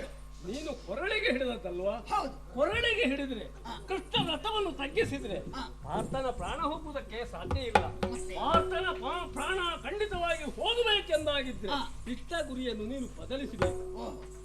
ಅದು ಅವನ ಉದರಕ್ಕೆ, ಅವನ ಉರಕ್ಕೆ ನೀನು ಸರಿಯಾಗಿ ಪ್ರಯೋಗ ಮಾಡಿದೆ ಅಂತಾದ್ರೆ ಕೃಷ್ಣನ ಆಟ ಇಲ್ಲಿ ನಡೆಯುವುದಕ್ಕೆ ಸಾಧ್ಯ ಇಲ್ಲ. ಅವ ಜಗ್ಗಿಸಿದ್ರು, ಕುಗ್ಗಿಸಿ ಹಿಗ್ಗಿಸಿದ್ರು ಪಾರ್ಥನ ಪ್ರಾಣ ಹೋಗುವುದರಲ್ಲಿ ಯಾವುದೇ ಸಂದೇಹ ಇಲ್ಲ. ಆದ್ದರಿಂದ ನೀನು ಕೊರಳಿಗೆ ಹಿಡಿದಿದೆಯಲ್ಲ ಈ ಗುರಿ, ಇದನ್ನು ಉರಕ್ಕಾಗಿ ನೀನು ಪ್ರಯೋಗ ಮಾಡಬೇಕು. ಸ್ವಲ್ಪ ತಗ್ಗಿಸು. ನಾನು ಹಿಡಿದ ದೋಷವನ್ನು ಎಂದಿಗೂ ಬದಲಿಸಲಾರೆ. ಹಿಡಿದ ಪ್ರಯೋಗಕ್ಕೆ ಈ ಅಸ್ತ್ರವನ್ನು ಎಂದು ಹಿಂಪಡೆಯಲಾರೆ. ಆದ್ದರಿಂದ ನಾನು ಪಡೆದ ಮಾಡಬೇಡ. ಕೌರವನಿಗೆ ಜಯ ಪ್ರಾಮುಖ್ಯ. ಕೌರವ ಇಂದು ಜಯ ಇಲ್ಲದೆ ಸೋಲನ್ನು ಅನುಭವಿಸ್ತಾ ಇದ್ದಾನೆ, ಗೆಲುವಿಗೆ ಬೇಕಾಗಿ ಹಂಬಲಿಸ್ತಾ ಇದ್ದಾನೆ. ಈ ಕಾಲಕ್ಕೆ ನೀನು ಛಲ ಮಾಡಿದೆ ಅಂತಾದ್ರೆ ಕೌರವನಿಗೆ ಜಯ ಲಭ್ಯವಾಗುವುದಕ್ಕೆ ಸಾಧ್ಯ ಇಲ್ಲ. ಆದ್ದರಿಂದ ಕೌರವ ನನಗೆ ಅನ್ನ ಕೊಟ್ಟಿದ್ದಾನೆ, ನಿನ್ನನ್ನು ಸಾಕಿ ಬೆಳೆಸಿದ್ದಾನೆ ಎಂದಾಗಿದ್ರೆ ನೀನೇ ಈ ಕೆಲಸವನ್ನು ಮಾಡಲೇಬೇಕು. ಹಿಡಿದ ಶರದ ಗುರಿಯನ್ನು ಎಂದಿಗೂ ಬದಲಿಸಲಾರೆ. ನಿನಗಾಗಿ ಬೇಡ, ಕೌರವನಿಗೆ ಬೇಕಾಗಿ ಬದಲಿ. ಅದು ಹೇಗೆ ಬಲ ಪ್ರಯೋಗ ಮಾಡಬೇಕು, ಹೇಗೆ ಬಾಣ ಕೇಳಿದ್ಯಾಕೆ? ನೀನು ಸಾರಥಿ ಆದ್ದರಿಂದ ನಿನ್ನ ಅಭಿಮತ ನಿನ್ನ ಅಭಿಮತ ಏನೆಂಬುದಕ್ಕಾಗಿ ಕೇಳಿದ್ದೇನೆ. ನಿನ್ನದು ಬೇರೆ ರೀತಿಯ ವಾದ ಅಂತಾದರೆ ನಾನಿರೋ ಬಾಣವನ್ನು ಪ್ರಯೋಗಿಸಿಯೇ ಸಿದ್ಧ. ಏನಾಗುತ್ತದೆಯೋ ಬಂದದ್ದನ್ನು ನೋಡ್ತೇನೆ. ಬಾಣ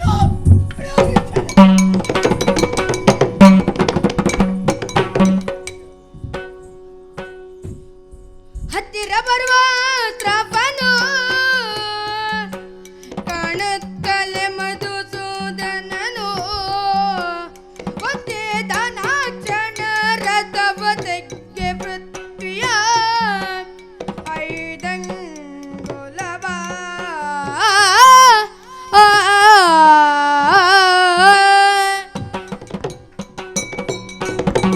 ಅರ್ಜುನನನ್ನು ಕೊಲ್ಲಬೇಕು ಅಂತ ಕುರುಕ್ಷೇತ್ರಕ್ಕೆ ಬಂದವ ನಾನು.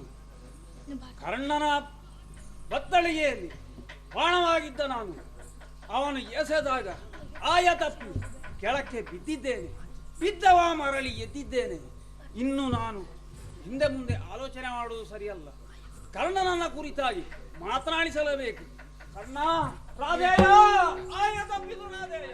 ಆಯ ಕೆಟ್ಟಿತು ರಾಧೇಯ, ಲಾಲಿಸು ಕೌಂತೆಯ.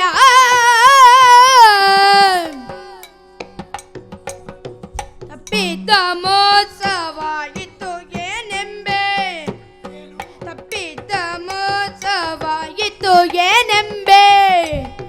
ಪ್ರಿಯದೋಳೆಮ್ಮವ ಜಾಯುಧ ಸೂತನಲ್ಲ, ನೀನೆನ್ನ ಕಳುಹಲು ನೋಯಿಸಬಹೇನೋ. ಓ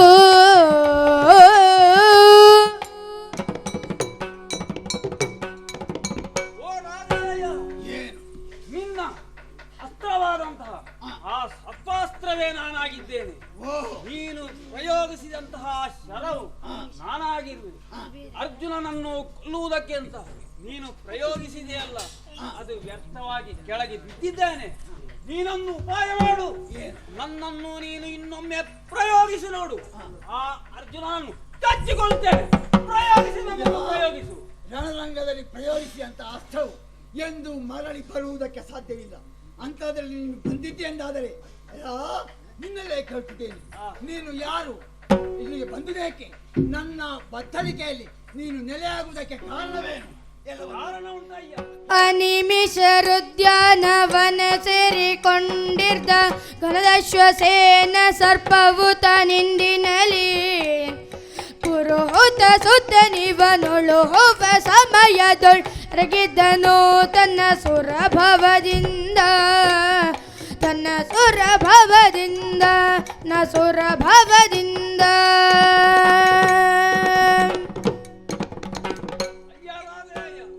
ನಾನು ಈ ಲೋಕದವನಲ್ಲ. ಮತ್ತೆ ನಾನು ದೇವೇಂದ್ರನ ಮಿತ್ರನಾದಂತಹ ತಕ್ಷಕನ ಮಗ ನಾನಾಗಿರುವೆ. ನಾನು ನನ್ನ ತಾಯಿಯು ಈ ಕಾಡಿನಲ್ಲಿ ವಾಸಿಸುತ್ತಿರುವಾಗ ಬೆಂಕಿಗೆ ಅಜೀರ್ಣವಾಗಿ ಕಾಡು ಉರಿಯುವುದಕ್ಕೆ ಆರಂಭಿಸಿತ್ತು. ಆ ಕಾಡನ್ನು ನಂದಿಸುವುದಕ್ಕಾಗಿ ಅರ್ಜುನ ಬಾಣವನ್ನು ಪ್ರಯೋಗಿಸಿದ. ಆ ಬಾಣದಿಂದ ನನ್ನ ಬಾಲವು ತುಂಡಾಯಿತು. ನನ್ನ ತಾಯಿಯ ಶಿರವು ಛೇದನವಾಯಿತು. ಅರ್ಜುನನು ನಮಗೆ ಪ್ರಬಲ ವಿರೋಧಿಯಾಗಿದ್ದಾನೆ.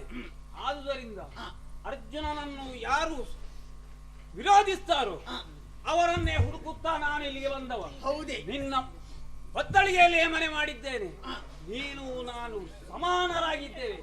ಆದುದರಿಂದ ಇವತ್ತಿನ ಕರ್ಣಾರ್ಜುನ ಕಾಳಗದಲ್ಲಿ ನನ್ನಿಂದಾಗಿ ಅರ್ಜುನ ಸಾಯ್ಬೇಕು. ನೀನು ನನ್ನನ್ನು ಪ್ರಯೋಗಿಸಬೇಕು. ಅಶ್ವಸೇನ, ಆಯುಧ ಮರಳಿ ಬಂದಿ ನನ್ನ ಬತ್ತಳಿಕೆಯನ್ನು ಸೇರಿದ್ಯಾ? ಹಾಗೆ ತನಕ್ಕಾಗಿ ಕಾಯ್ತಾ ಇದ್ದೀಯಾ? ಅಶ್ವಸೇನ, ನನ್ನ ನಿರ್ಧಾರವೇನೆಂದು ನಾವೀವರು ಸೇರಿಕೊಳ್ಳೋಣ ಅರ್ಜುನನನ್ನು. ಹಿಡಿದ ಶರದ ಗುರಿಯ ಬಿಡಲಾರೆ ನಾನು. ಅಶ್ವಸೇನ, ನಾನು ಒಮ್ಮೆ ಪ್ರಯೋಗಿಸುವುದಕ್ಕೆ ಯಾವ ಬಾಣದ ಗುರಿಯನ್ನು ಹಿಡಿದೇನೋ ಆ ಅಸ್ತ್ರವನ್ನು ಮತ್ತೆ ಬದಲಿಸುವುದಕ್ಕೆ ಸಾಧ್ಯವಿಲ್ಲ. ಹಿಡಿದ ಶರದ ಗುರಿಯ ನಾನು ಬದಲಿಸಲಾರೆ. ಅಸ್ತ್ರವನ್ನು ಮತ್ತೆ ಹಿಂಪಡೆಯಲಾರೆ. ಎತ್ತಿದ ಅಸ್ತ್ರವನ್ನು ಪ್ರಯೋಗಿಸಿಯೇ ಸಿದ್ಧ. ನಿನ್ನಿಂದ ನಾನು ಕೇಳಬೇಕಾಗಿಲ್ಲ, ನಿನ್ನಿಂದ ನಾನು ಕೇಳಬೇಕಾಗಿಲ್ಲ. ಅದರ ಬದಲು ಅರ್ಜುನನ ಮೇಲೆ ಹಗೆತನವನ್ನು ತೀರಿಸುವುದಕ್ಕಾಗಿ, ನಿನ್ನ ಪೌರುಷವನ್ನು ತೋರಿಸುವುದಕ್ಕಾಗಿ ಒಂದು ಬತ್ತಳಿಕೆಯನ್ನು ಸೇರಿದೆಯಾ? ನನ್ನ ಬತ್ತಳಿಕೆಯನ್ನು ಸೇರಿದರೆ ನಿನ್ನಿಂದಲಾಗಿ ನಾನು ಅರ್ಜುನನನ್ನು ಗೆಲ್ಲಬೇಕಾಗಿಲ್ಲ. ನಿನ್ನಿಂದಲಾಗಿ ನಾನು ಪಾಂಡವ ಸೇನೆಯನ್ನು ಸೆರೆ ಮಾಡಬೇಕಾಗಿಲ್ಲ. ಕೌರವನಿಗೆ ಜಯವನ್ನು ತರಬೇಕಾಗಿಲ್ಲ. ನನ್ನ ಸೌರಭ್ಯವೆಷ್ಟು, ನನ್ನ ಬಾಣ ಪ್ರಯೋಗದ ಬಲವೆಷ್ಟು ಇದನ್ನು ನಾನು ತಿಳಿದೇ ಸಿದ್ಧ. ಅದಕ್ಕಾಗಿ ಆಯುಧವನ್ನು ಪ್ರಯೋಗಿಸಿಯೇ ಸಿದ್ಧ. ಯೋಚನೆ ಮಾಡಬೇಕಯ್ಯ.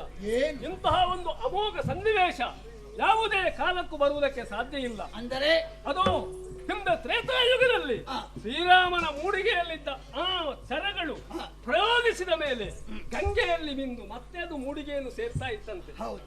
ಆ ಕಾಲ ಮುಗಿದು ಹೋಯಿತು. ಸರಿ, ಈ ದ್ವಾಪರದಲ್ಲಿ ಆ. ನಿನ್ನ ಬತ್ತಳಿಕೆಗೆ ಒಂದು ಸಜೀವ ಶರ ಆ. ಬಂತು ಎಂದಾಗಿದ್ರೆ ಆ. ಇದು ನಿನ್ನ ಭಾಗ್ಯ ಅಂತ ಹೇಳಬೇಕು. ಅಂದರೆ ಈ ಶರವನ್ನು ನೀನು ಕೀಳು ಮಾಡದಿ ನಿಷ್ಫಲಗೊಳಿಸಬೇಡ.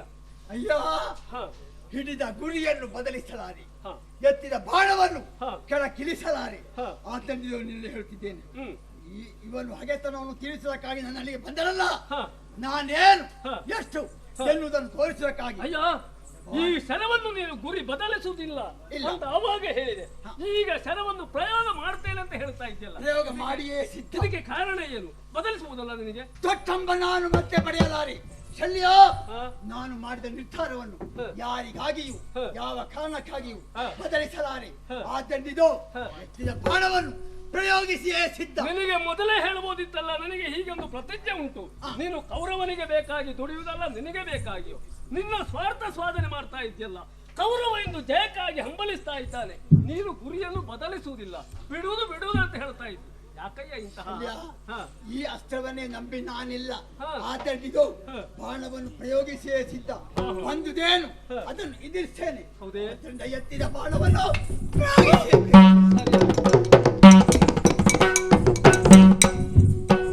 ಕರ್ಣ, ಶಲ್ಯ, ಹೋಯ್ತಲ್ಲ ಅವ ಶಿರ ಹೋಯ್ತ, ಅವನ ಕೊರಳನ್ನು ಕತ್ತರಿಸಿದ ಶರ, ಅವನ ಕಿರೀಟಕ್ಕೆ ಮಾತ್ರ ಅದಾಗಿತ್ತು.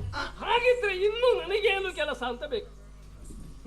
ನಾನು ಇನ್ನು ರಥದಲ್ಲಿ ನಿಲ್ಬೇಕಾ? ನಿನಗೆ ಸಾರಥ್ಯ ಮಾಡುವುದಕ್ಕೆ ಇಷ್ಟವಿಲ್ಲ ಅಂತ. ಖಂಡಿತ ಇಲ್ಲ. ಸಾರಥ್ಯ ಹ, ಕೌರವ ನಂಬಿದ, ನಿಮ್ಮ ಮೂವರನ್ನು ನಂಬಿದ. ಯಾರನ್ನೆಲ್ಲ? ಹಲವರೇಕೆ? ಹಲವಿದೆ ತಕ್ಕೆ ರಣದಿ ನದಿಸುತ್ತ ಹುಲುಸಿ ಖಂಡಿಯ ನೆವದೊಲರಗಿದ ಕಲಜ ಸಂಭವ ತನುವ ನೀಗಿದ ಸುತ ನಿಮಿತ್ತದಳು ಅಲಗು ಮರಳಿದೆ ಹೂಡೆನೆಂಬ ಛಲ ಕಣನಿನಗಿದ್ದ ಕೌರವ ತಿಲಕ ಮೂವರ ನಂಬಿ ಕೆಟ್ಟನೆನುತ್ತ ಖತಿ ತಳೆದ ಹಲವಿದೆ ತಕೆ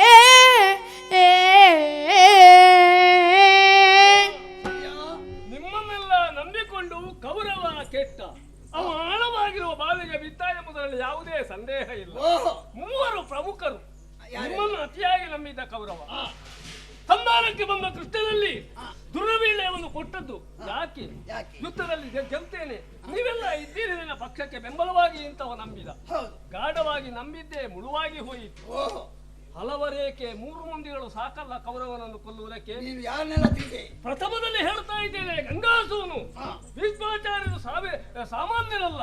ದಿನವೊಂದಕ್ಕೆ 10,000 ಮಕುಟಧಾರಿಗಳ ಶಿರವನ್ನು ಕತ್ತರಿಸ್ತಾ ಇದ್ರು. ಅಂತಹ ಭೀಷ್ಮಾಚಾರ್ಯರಿಗೆ ಪಾಂಡವರಲ್ಲಿ ಒಬ್ಬರ ಶಿರ ಕತ್ತರಿಸುವುದಕ್ಕೆ ಸಾಧ್ಯ ಆಗಲಿಲ್ಲ. ಆಮೇಲೆ ಮಾಡಿದ್ದೇನವರು ಹುಲುಸಿಕಂಡಿಯ ನೆವನದಲ್ಲಿ ಹನುಮನಿಗಿದ್ರು. ಅವರ ಕತೆ ಹಾಗಾಯಿತೋ? ಉಭಯ ಕುಲ ವಿಲ್ಲೋಜರಾಗಿರುವಂತಹ ದ್ರೋಣಾಚಾರ್ಯರು ಮಾಡಿದ್ದೇನು? ಸುತ ಸಾಯುವುದಿಲ್ಲ, ಅವ ಮರಣ ಇಲ್ಲದೆ ಇರುವಂತಹ ವ್ಯಕ್ತಿ ಎಂಬುದು ಗೊತ್ತಿಲ್ವಾ? ಅಶ್ವತ್ಥಾಮರು ಸಾಯುವುದಿಲ್ಲ ಎಂಬ ವಿಚಾರ ದ್ರೋಣಾಚಾರ್ಯರಿಗೆ ಗೊತ್ತಿಲ್ವೇ? ಗೊತ್ತಿದ್ದರೂ ಕೂಡ ಅವರು ಯಾಕೆ ಪ್ರಾಣತ್ಯಾಗ ಮಾಡಿದ್ರು? ಯಾವ ಧರ್ಮರಾಯ ಹೇಳಿದರಂತೆ ಅಶ್ವತ್ಥಾಮ ಹತ ಕುಂಜ ಎಂಬ ಹಾಗೆ. ಆ ಕಾಲಕ್ಕೆ ದೇಹವನ್ನು ತ್ಯಜಿಸಿ ಪ್ರಾಣವನ್ನು ತ್ಯಜಿಸಿ ಅವರು ದೇವಲೋಕಕ್ಕೆ ಹೋದರಂತೆ ಹುಡುಕುವುದಕ್ಕೆ ಮಗನ ಆತ್ಮವನ್ನು. ಆ ಕಾಲಕ್ಕೆ ಅವರ ಶಿರಚ್ಛೇದನವಾಯಿತು, ಅವರು ಹಾಗೆ ಸತ್ತು ಹೋದ್ರು. ಆಮೇಲೆ 3ನೇ ವ್ಯಕ್ತಿಯಾಗಿರುವಂತಹ ನೀನು ಮಾಡಿದ್ದೇನು? ಏನು? ಒಂದು ಶರ ಒಂದು ಸಾಲಿಗೆ 2 ನಾಲಿಗೆ ಇಲ್ಲ, ಒಂದೇ ಮಾತು ಒಂದೇ ಬಾಣ ಎಂಬ ಹಾಗೆ ಹೇಳಿದೆ. ಹೌದು. ನೀನು ಮಾಡುವುದಾದ್ರೂ ಏನಯ್ಯ? ಏನು? ಕೌರವನಿಗೆ ಬೇಕಾಗಿ ಪ್ರಾಣ ತ್ಯಾಗವನ್ನು ಮಾಡುವುದಕ್ಕೆ ಸಿದ್ಧನಾದವ ನೀನು. ಆಟ ಕೌರವನ ಕೂಡೆ, ಕೂಟ ಕೌರವನ ಕೂಡೆ, ಎಲ್ಲದರಲ್ಲಿಯೂ ಕೂಡ ಸಹಭಾಗಿಯಾಗಿ ಬಾಳ್ತಾ ಇದ್ದವ ನೀನು. ಕೌರವನಿಗೆ ಬೇಕಾಗಿ ಒಂದು ತ್ಯಾಗವನ್ನು ಮಾಡುವುದಿತ್ತಲ್ಲ, ಅದನ್ನೂ ನೀನು ಮಾಡಲಿಲ್ಲ. ಇಲ್ಲ. ಹಾಗಿದ್ರೆ ನಿಮ್ಮ ಮೂವರನ್ನು ನಂಬಿ ಕೌರವ ಕೆಟ್ಟದಲ್ವೇ?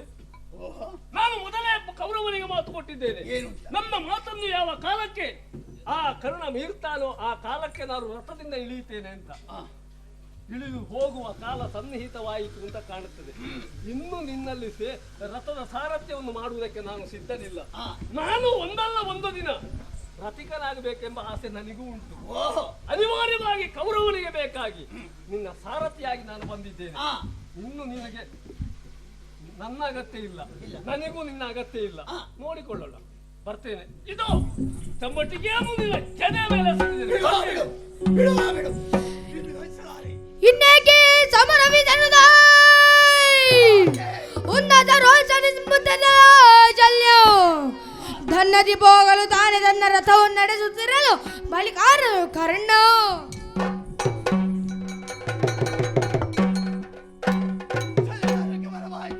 ಇನ್ನು ಸುಮ್ಮನೆ ಏನೆಂಬುದನ್ನು ನೋಡೋಣ.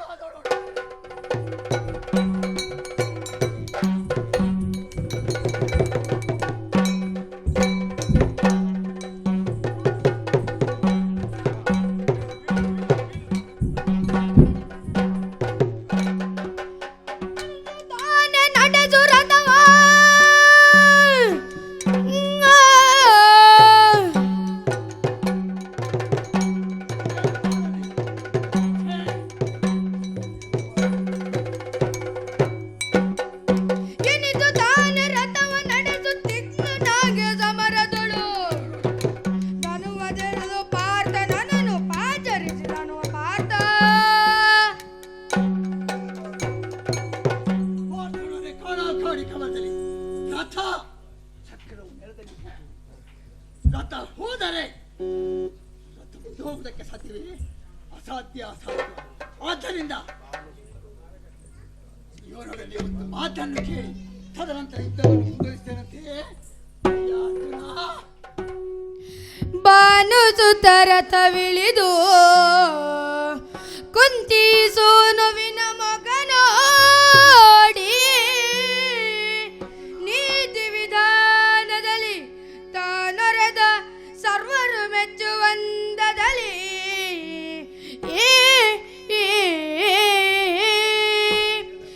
ಎಲೆ ಪಾರ್ಥನಿ ಕೇಳು ಒಲಿದನ್ನ ಮಾತ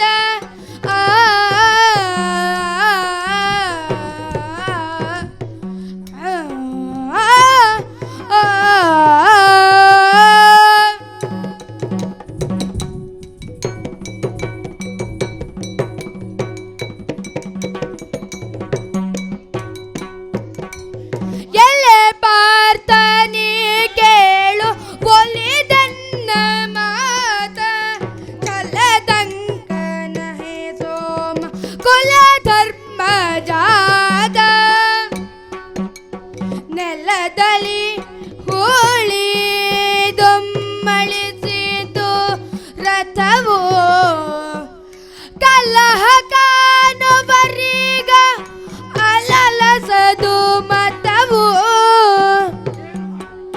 ಎಲೆ ಪಾರ್ಥ ನೀ ಕೇಳು ಎನ್ನ ಮಾತಾ.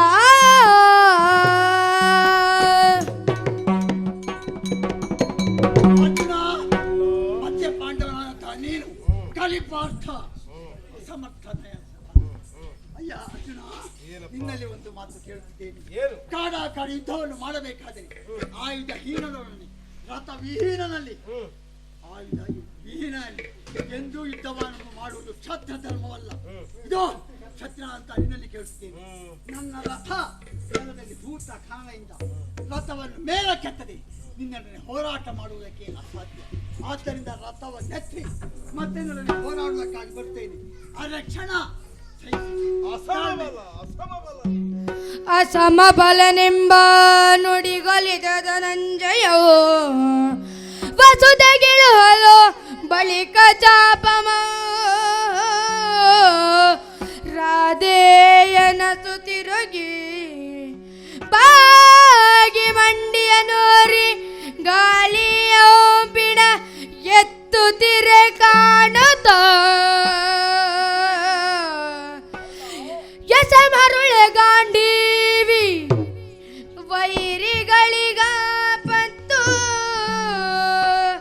ಎಸೆದಾಗಲೇ ಕೊಳಲು ಬೇಕೆಂಬುದರ ಸುಗಳ ಹಸನಾದ ನೀತಿ ತೊಡು ತೊಡು ಮಹಾಸ್ತ್ರವನೆಂದು ಮುರವೈರಿ ಗರ್ಜಿಸಿದನು. ಓ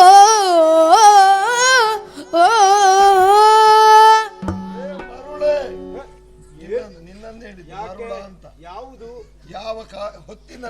ಕಾರ್ಯವನ್ನು ಮಾಡಬೇಕು ಅನ್ನುವ ಪರಿಜ್ಞಾನ ಇಲ್ಲದೆ ಕಾರ್ಯವನ್ನು ಮಾಡುವವ ಹುಚ್ಚ ಅಂತ ಲೆಕ್ಕ. ಮರುಳಿ ಯಾವುದು ಸ್ವಾಮಿ, ಎಲ್ಲಿ ತಪ್ಪಿತು, ಯಾಕಾಗಿ ಇಂತಹ ಕರ್ಣನ ರಥ ಕೆಸರಲ್ಲಿ ಹೂತು ಹೋಯಿತು. ರಥವನ್ನು ಎತ್ತಿ ಸಮಸ್ಥಿತಿಗೆ ಬಂದು ನಿನ್ನಲ್ಲಿ ಹೋರಾಡ್ತೇನೆ, ಅವಕಾಶ ಕೊಡು ಹೇಳಿದಾಗ ಉದಾರ ಹೃದಯನಾಗಿ ಹೇಳಿದೆ. ಅವಕಾಶ ಕೊಟ್ಟಿದ್ದೇನೆ, ಕ್ಷಣ ಹೊತ್ತಿನ ಅವಕಾಶವನ್ನು ಕೊಟ್ಟಿದ್ದೇನೆ, ಪೂರ್ಣ ಸನ್ನದ್ಧನಾಗಿ ಬಾ ಅಂತ ನಾನು ಆಡಿದ್ದೆ. ಯಾರಿಗೆ ಅವಕಾಶ ಕೊಡಬೇಕು ಅಂತ ಬೇಕು, ಇಂಥವರಿಗೆ ಅವಕಾಶ ಕೊಡುವುದು. ಯಾಕೆ ಕೊಡಬಾರ್ದು? ನಿನ್ನನ್ನು ಕೊಲ್ಲುವುದಕ್ಕಾಗಿ ಸಮದಂಡಿಯಾಗಿ ಹೋರಾಟಕ್ಕೆ ಬಂದವ ಅವನನ್ನು ಕೊಲ್ಲುವುದೇ ನಿನ್ನ ಧ್ಯೇಯವಾಗಿರಬೇಕು. ಅದರಲ್ಲೂ ಹೇಗೆ ಯೋಧ ನ್ಯಾಯೇಣ ಯಾರು ಆಪತ್ತಿನಲ್ಲಿ ವಿರೋಧಿಯು ಸಿಕ್ಕಿ ಹಾಕಿಕೊಂಡಿದ್ದಾನೋ ಆ ಹೊತ್ತಿನಲ್ಲಿ ಮುಂದೆ ಹಿಂದೆ ಯೋಚಿಸದೆ ಅವನನ್ನು ಕೊಲ್ಲುವುದೇ ಯುದ್ಧ ಧರ್ಮ. ಆದ್ದರಿಂದ ಮಹಾಸ್ತ್ರವನ್ನು ತೊಡು, ಅವನ ಮೇಲೆ ತೊಡು, ಕೊಲ್ಲವನನ್ನು. ಮನಸ್ಸೇ ಜಪಿತಾನೆ ಭವಯ ಮನಸ್ಸಿ ಜಪಿತ ನೀನು ಮಾತೇಲಿ ಬಿಟ್ಟಾಡು ಕರ್ಣನ್ಯಾರೇ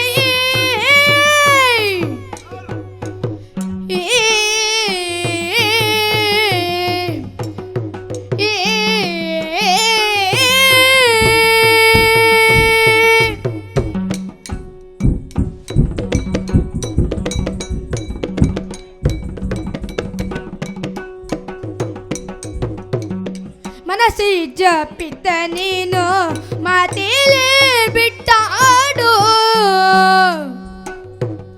ಕರ್ಣನ್ಯಾರೇ ಕರ್ಣನ್ಯಾರೇ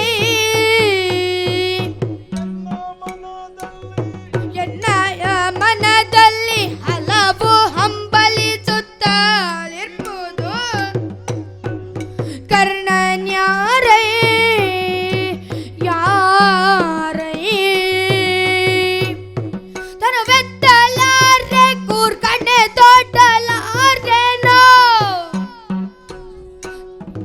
ಬೆತ್ತಲಾರೆ ಕೂರ್ಗಣ್ಣೆ ದೊಡ್ಡಲಾರೇನು ಕರ್ಣನ್ಯಾರೇ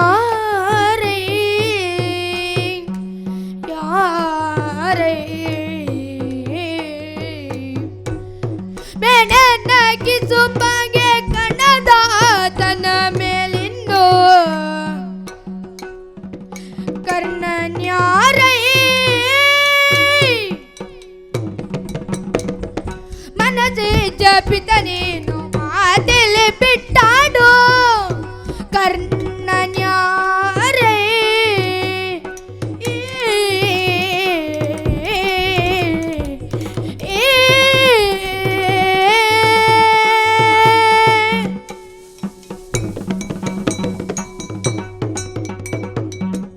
ಓ ವಾಸುದೇವ, ಮನಸ್ಸಿ ಜಪಿತ ನೀನು ಕೇವಲ ಮನ್ಮಥನಿಗೆ ತಂದೆ ಎನ್ನುವ ಕಾರಣದಿಂದ ನೀನು ಮನಸ್ಸು ಜಪಿತನಲ್ಲ.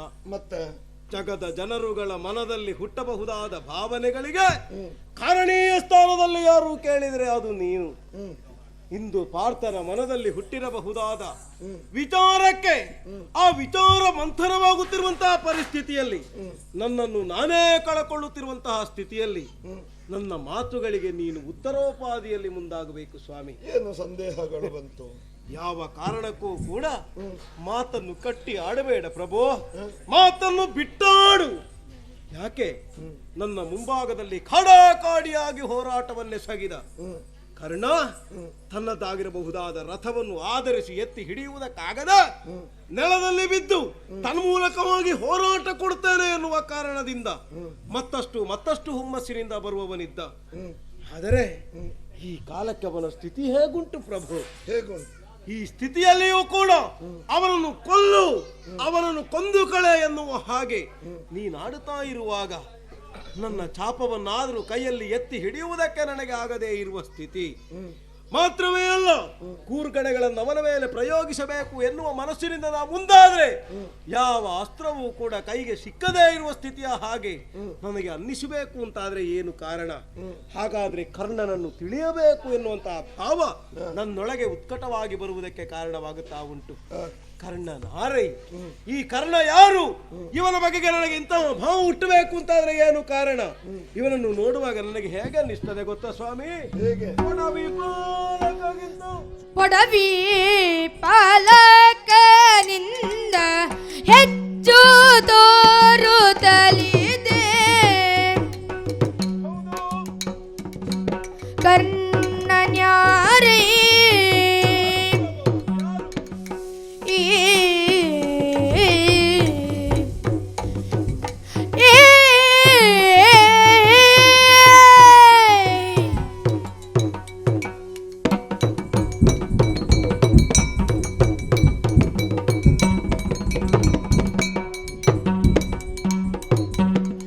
ಪೊಡವಿ ಪಾಲಕನಿಂದ ಹೆಚ್ಚು ತೋರುತ್ತಲಿದೆ ಕರ್ಣನ್ಯಾರೇ. ಒಡ ಹುಟ್ಟಿದವನ ಸಂಬಂಧಿಯೋ ತಿಳಿಯದು ಕರ್ಣನ್ಯಾರೇ. ನಡ್ಡೆಯದನ್ನಯ ಮಾರ್ಗಣಗಳಾತನ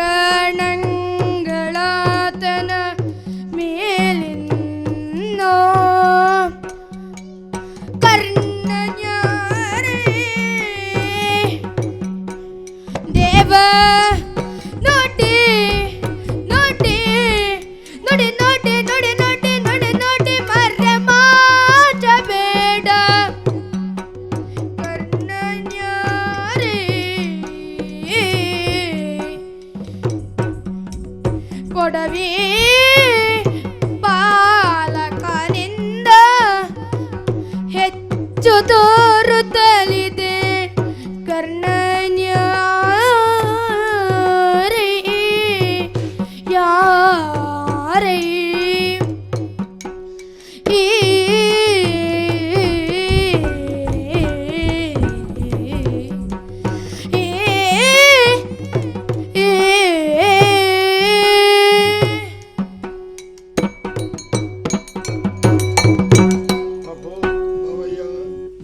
ಬಂಧುಗಳ ಭಾವ ಇಲ್ಲದೆ ಇದ್ದರೆ ಇಂತಹದ್ದೊಂದು ಸ್ಥಿತಿ ನಿರ್ಮಾಣವಾಗುವುದಕ್ಕೆ ಸಾಧ್ಯವೇ ಇಲ್ಲ. ಕರ್ಣನನ್ನು ಕಾಣುತ್ತಾ ಕಾಣುತ್ತಾ ಇದ್ದ ಹಾಗೆ ಪೊಡವಿ ಪಾಲಕನಾದ ಧರ್ಮರಾಯನಿಗಿಂತಲೂ ಅಧಿಕವಾಗಿ ನನ್ನ ಕಣ್ಣ ಮುಂಭಾಗದಲ್ಲಿ ಕಾಣಿಸ್ತಾ ಇದ್ದಾನೆ. ನಾ ಕೇಳಿಬಲ್ಲೆ ಪ್ರಭು, ದುರ್ವಾಸರ ಮಂತ್ರಗಳಿಂದ ನಾವೆಲ್ಲವರು ಉದಿಸಿ ಬಂದವರು ಎನ್ನುವ ಹಾಗೆ ವರ ಪಂಚಕಗಳನ್ನು ಕೊಟ್ಟವರಂತೆ ಎನ್ನುವುದು ನಾವು ಕರ್ಣಾಕರ್ಣಿಕೆಯಾಗಿ ಕೇಳಿದ ಸುದ್ದಿ. 4 ಮಂತ್ರಗಳ ಪ್ರಯೋಗ ಆದದನ್ನು ನಾ ತಿಳಿದಿದ್ದೇನೆ ಸ್ವಾಮಿ. ಹಾಗಾದ್ರೆ ಆ ಒಂದು ಮಂತ್ರ ಎಲ್ಲಿ ಹೋಯಿತು? ನಾ ಪ್ರಶ್ನಿಸಬೇಕೆ ಅದನ್ನು? ಒಂದು ವೇಳೆ ನನ್ನ ಮಾತೆಯಾದ ಕುಂತಿದೇವಿಯ ಹಡೆದ ಸೂನುವೆ ಇವನು? ಹಡೆದ ಸೂನುವೆ ಜಿಜ್ಞಾಸೆ ಬಂತ ನಿನಗೆ? ಅಲ್ಲ, ಧರಣಿ ಕುಮಾರಕನಾದ ಈತ ರಥವನ್ನು ಎತ್ತುವುದಕ್ಕೆ ಬೇಕಾಗಿ ಬಾಗಿ ಮಂಡಿಯ 100 ಎತ್ತುತ್ತಾ ಇರುವ ಸ್ಥಿತಿಯಲ್ಲಿ ಅವನ ಬೆನ್ನನ್ನು ಕಂಡೆ ಅಂತಾದ್ರೆ ಧರ್ಮರಾಯನಿಗಿಂತಲೂ ಮೊದಲಾಗಿ ಹುಟ್ಟಿರುವವನೇ ಇವನು ಎನ್ನುವ ಹಾಗೆ ನನಗೆ ಅನ್ನಿಸಿ ಹೋಯಿತು. ಹೌದಾ? ಅವನ ಭುಜದಂಡೆಗಳನ್ನು ನೋಡುತ್ತಾ ಹೋದ ಹಾಗೆ ಅಣ್ಣ ಭೀಮಸೇನನ ನೆನಪಾಗುತ್ತಾ ಇದೆ. ಅಲ್ಲ, ನಕುಲ ಸಹದೇವರನ್ನು ಆಧರಿಸಿ ಹಿಡಿಯಬೇಕಾದ ಕೈಗಳೋ ಅವನದ್ದು ಅಂತ ಅನ್ನಿಸುತ್ತಾ ಉಂಟು. ಯಾರಿವ? ನಮಗೂ ಇವನಿಗೆ ಏನು ಸಂಬಂಧ? ನನ್ನ ಭಾವ ಇಷ್ಟೊಂದು ಅವನ ಕಡೆಗಾಗಿ ಮೂಡಬೇಕು ಅಂತಾದ್ರೆ ನನಗೂ ಅವನಿಗಿರಬಹುದಾದ ಪ್ರೀತಿ ಏನು, ವಾತ್ಸಲ್ಯ ಏನು ಅಂತ ತಿಳಿಯಬೇಕು. ಅವನ ಸ್ಥಿತಿಯನ್ನು ನೋಡಿದ್ರು ಪ್ರಭು, ಸಾಯಕಗಳುಂಟೆ ಅವನಿಗೆ? ಸಾಯಕಗಳಿಲ್ಲದವಗೆ ಕರದೋಳ ಗಾಯತದ ಧನುವಿಲ್ಲ,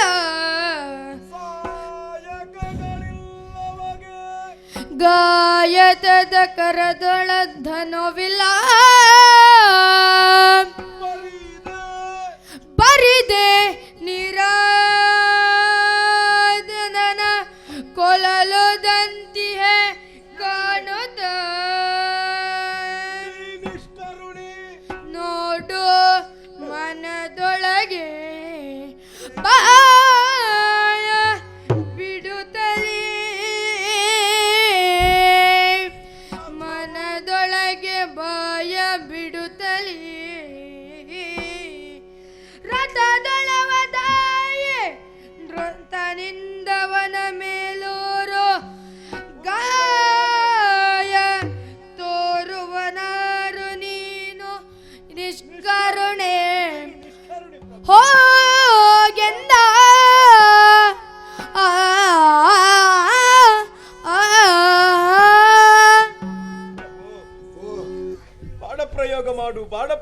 ಮಾಡು ಎನ್ನುವ ಹಾಗೆ ಅಡಿಗಡಿಗೆ ನನ್ನ ಮನಸ್ಸನ್ನು ಉರಿದುಂಬಿಸುವುದಕ್ಕೆ ಮುಂದಾದವನಿದ್ದೀಯ.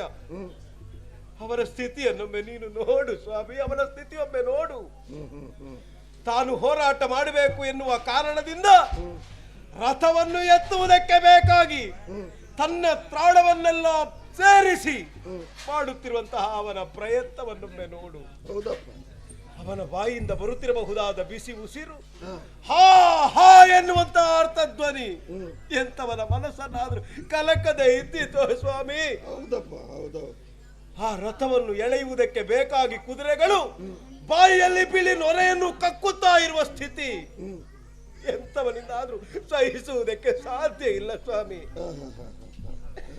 ನಿರಾಯುಧನಾಗಿ ಬಿದ್ದಿರಬಹುದಾದ ಕರ್ಣನ ಮೇಲೆ ಬಾಣ ಪ್ರಯೋಗ ಮಾಡು ಅಂತ ಹೇಳುವ ನೀನು ಒಬ್ಬ ಕರುಣಾಕರಣೆ, ನೀನು ನಿಷ್ಕರುಣಿ ಪ್ರಭು, ನೀನು ನಿಷ್ಕರುಣಿ.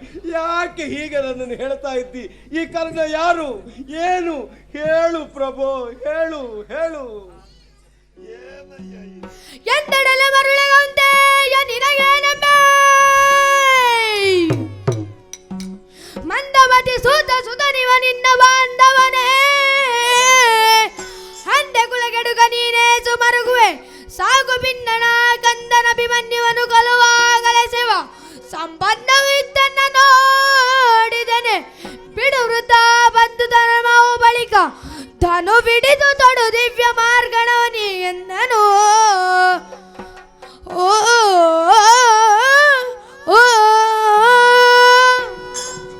ಅರ್ಜುನ, ಯಾರು ಪ್ರಭು ಇವನು? ನಿನ್ನ ಜೊತೆಯಲ್ಲಿ ಕೆಲಸ ಮಾಡಬೇಕಿದ್ರೆ ಎಲ್ಲಾ ಭಾವನೆಯನ್ನು ಕಲ್ತಿರ್ಬೇಕು. ಯಾಕೆ ಸ್ವಾಮಿ?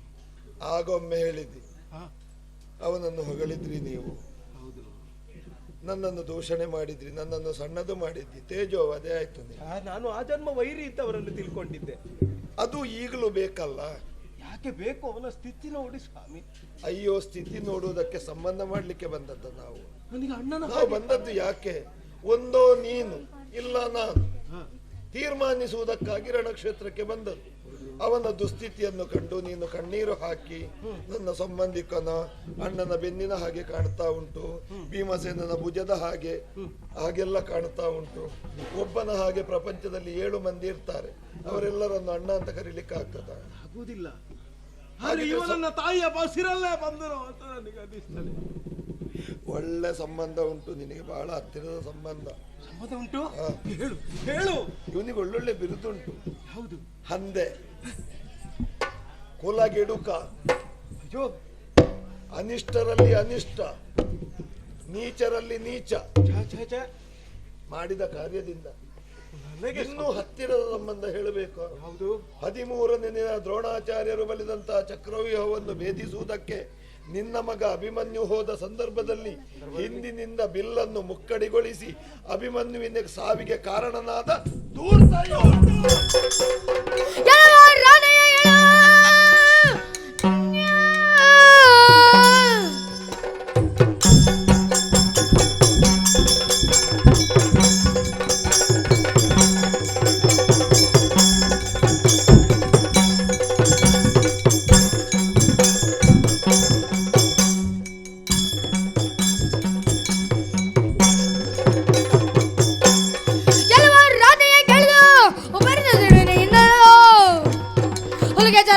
ಜೀವಿ ಸಾರಿಯಿಂದ ಮರದಿಂದ ಕಳೆದೇ ದೊರವೆಯ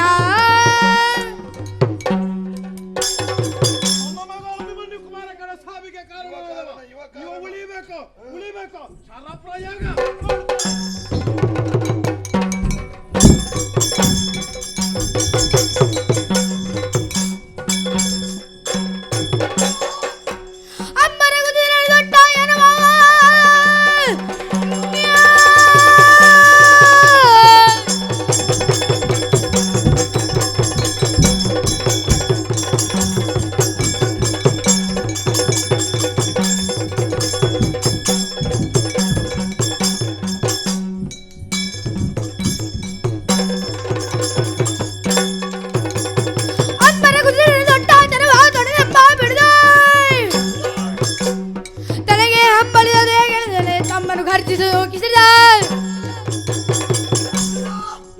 ಕ್ಷತ್ರಿಯ ಧರ್ಮಕ್ಕೆ ಅವಮಾನವನ್ನು ಮಾಡಿದೆ.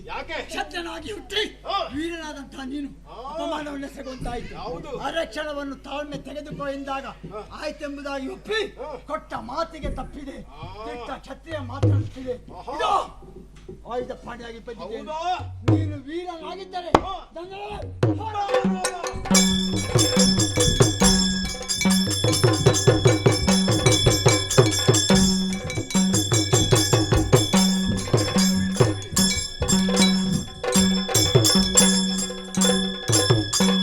ಶಿವ ಶಿವ ಸಮರದೊಳು ಕೈ ಸೋತೆನಲ್ಲ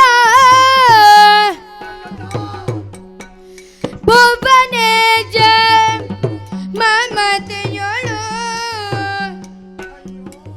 ಭುವನೇಜ ಮಮತೆಯೊಳು ಕೊಬ್ಬರನ್ನದೊಳೆನ್ನನು ಆಪತ್ತಿಗಾಗುವನೆಂದು ಸಲಹಿದನು. ಓ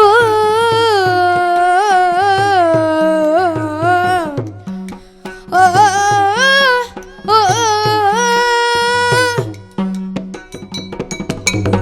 ಸತ್ಯ ಧರ್ಮವನ್ನೇ ಮರೆತಂತ ಅರ್ಜುನ ಬಾಣ ಪ್ರಯೋಗಿಸಿದ ಕ್ಷಣದಲ್ಲಿ ಎದ್ದು ಅವರನ್ನು ಹೋರಾಡುವುದಕ್ಕಾಗಿ ಕರ್ತನಾಗಿ ಹೋಗಿ ಹೋರಾಡುವುದಕ್ಕೆ ಮುಂದಾದರೆ ಅದು ಅದು ನನ್ನ ಕೈ ಆಯುಧವು ತಪ್ಪಿತು. ನನ್ನ ರಥವು ನೆಲದ ಮೇಲೆ ಹೂತು ಮತ್ತೆ ಹೆಚ್ಚಾಯಿತು. ಚಕ್ರಗಳು ಕಳೆದೋಯಿತು. ಸಾರಥಿ ಹೀನನಾಗಿದ್ದೆ. ಈಗ ಆಯುಧ ಹೀನನಾಗಿ ನಾನಿದ್ದೇನೆ. ಆದರೂ ನಾನಿಷ್ಟು ಮಾಡುವುದಕ್ಕೆ ಕಾರಣ ಯಾರು? ಕೌರವ. ಕೌರವೇಶ್ವರ ನಮ್ಮನ್ನೆಲ್ಲ ನಂಬಿದ ಕೌರವನಿಗೆ ಪ್ರಾಣವನ್ನೇ ಗುಣವಾಗಿಡಬೇಕಿತ್ತು. ಅಂತಹದ್ರಲ್ಲಿ ನಾನು ಪ್ರಾಣವನ್ನೇ ಕಳೆದುಕೊಳ್ಳುವಂತಾಯಿತು. ಹಾಗಾದರೆ ಕೌರವನಿಗೆ ಇನ್ನು ಸಹಾಯಕರು ಯಾರು? ಅನಾಥನಾದಂತಹ ನನ್ನ ರಕ್ಷಕನಾದಂತಹ ಕೌರವೇಶ್ವರನ ಪ್ರಾಣ ಉಳಿಸುವುದಕ್ಕೆ ಮಾನ ರಕ್ಷಣೆಗೆ ನನ್ನಿಂದ ಆಗುವುದಿಲ್ಲ ಎಂದಾದರೆ ನಾನು ಏನು ಮಾಡಲಿ? ಕೌರವೇಶ್ವರನಿಗೆ ಯಾರು ಗತಿ? ಹರ ಹರ, ನಾನಿನ್ನು ಬದುಕಿ ಉಳಿಯಬೇಕೆ? ನಾನು ಬದುಕಿ ಉಳಿಯಬೇಕೆ? ಏನು ಮಾಡಲಿ? ಶಿವ ಶಿವ, ಸಮಾಜದಲ್ಲಿ ನಾನು ಕೈ ಸೋತೆ. ಯಾರಲ್ಲಿ ಹೇಳಿಕೊಳ್ಳಲಿ? ರಥವನ್ನೆಂತು ಮೇಲಕ್ಕೆತ್ತಲಿ, ಎಂತು ಅದ್ಯವರನ್ನೇ ಕಾಡಿಯಾಗಿ ಹೋರಾಡಲಿ. ಶಿವಲಿಂಗ ಪರಮಹಾದೇವನಿದ್ದಂತಾಯಿತು. ಅದು ಹೇಳಿದಂತ ಆಗುವುದಕ್ಕೆ ಸಿದ್ಧನಾಗಿದ್ದಾನೆ. ಆಯುಧ ಹೀನನಾದೆ, ರಥಹೀನನಾದೆ. ಹೇಗೆ ಯುದ್ಧ ಮಾಡಲಿ? ಹೇಗೆ ಅರ್ಜುನ ನಿದ್ರಿಸಲಿ? ಕೌರವನಿಗೆ ಕೊಟ್ಟ ಮಾತು, ಕೌರವನ ರಕ್ಷಣೆ ಹೇಗೆ ಮಾಡಲಿ? ಏನು ಮಾಡಲಿ? ಶಿವ ಶಿವ, ಸಮರದಲ್ಲಿ ಕೈ ಸೋತೆ. ಇಲ್ಲ, ನಾನಿನ್ನು ಉಳಿಯುವುದೇ ಅಸಾಧ್ಯ. ಏನು ಮಾಡಲಿ? ಯಾರಲ್ಲಿ ನನ್ನ ಕಷ್ಟವನ್ನು ಹೇಳಿಕೊಳ್ಳಲಿ? ಶಿವ ಶಿವ, ಹರಿಯೇ ಹರಿ ಹರಿ, ನನಗೆ ಹಾಗೆ ಬನ್ನಿ. ಏನು ಮಾಡಲಿ? ಹೇಗೆ ಮುಂದುವರಿಸಲಿ? ಸದನ ಎನ್ನ ಕುಲವ ಕೃಷ್ಣನು ಎತ್ತರಿಸಿ ತಾನೆನ್ನೊಡೆಯನು ಕೊಂದನು. ಇನ್ನೆಂದು ಅಗಲುವೆನು ಕೌರವನಿಗೆ, ಇನ್ನೆಂದ ಮಿತ್ರರಾರಿನ್ನು. ಓ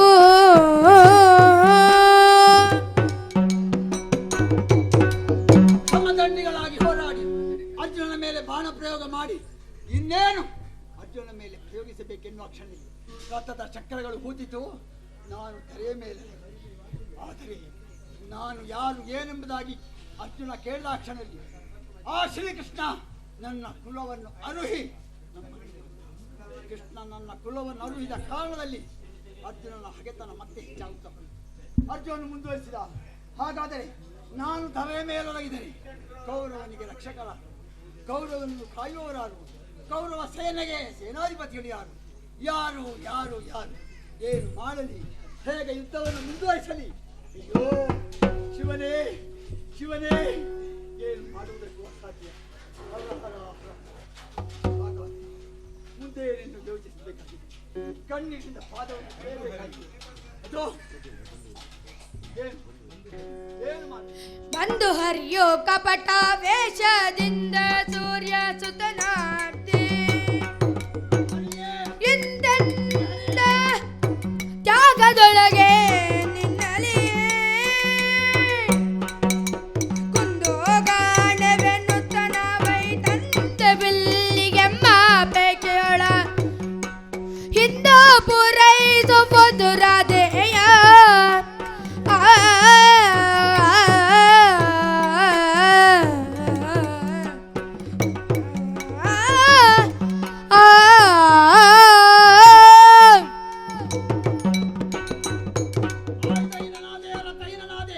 ಶ್ರೀಹರಿಯನ್ನೇ ಸ್ಮರಿಸಬೇಕಾಗಿದೆ. ಎಲ್ಲದಕ್ಕೂ ಕಾರಣ ಶ್ರೀಕೃಷ್ಣ. ಹರಿ ಹರಿ ಹರಿ. ಕರ್ಣ, ನಾನು ಬಡ ಬ್ರಾಹ್ಮಣ, ಅನ್ನದಾರುಣಿಯ ಮಧ್ಯದಲ್ಲಿ ಬ್ರಾಹ್ಮಣರು ಯಾಚಕನಾಗಿ ಬಂದಿರುವೆ. ಯಾಚಕರು ಬಂದಾಗ ಏನಾದರೂ ಕೇಳಿದರೆ ಯೋಚಿಸದೆ ಕೊಡುವ ದಾನಿ ನೀನು ಎಂಬುದನ್ನು ಬಲ್ಲೆ ನಾನು. ಹೌದು. ಹಾಗಾಗಿ ನಿನ್ನನ್ನು ಅರಸುತ್ತಾ ಇಲ್ಲಿಯವರೆಗೆ ಬಂದಿದ್ದೇನೆ.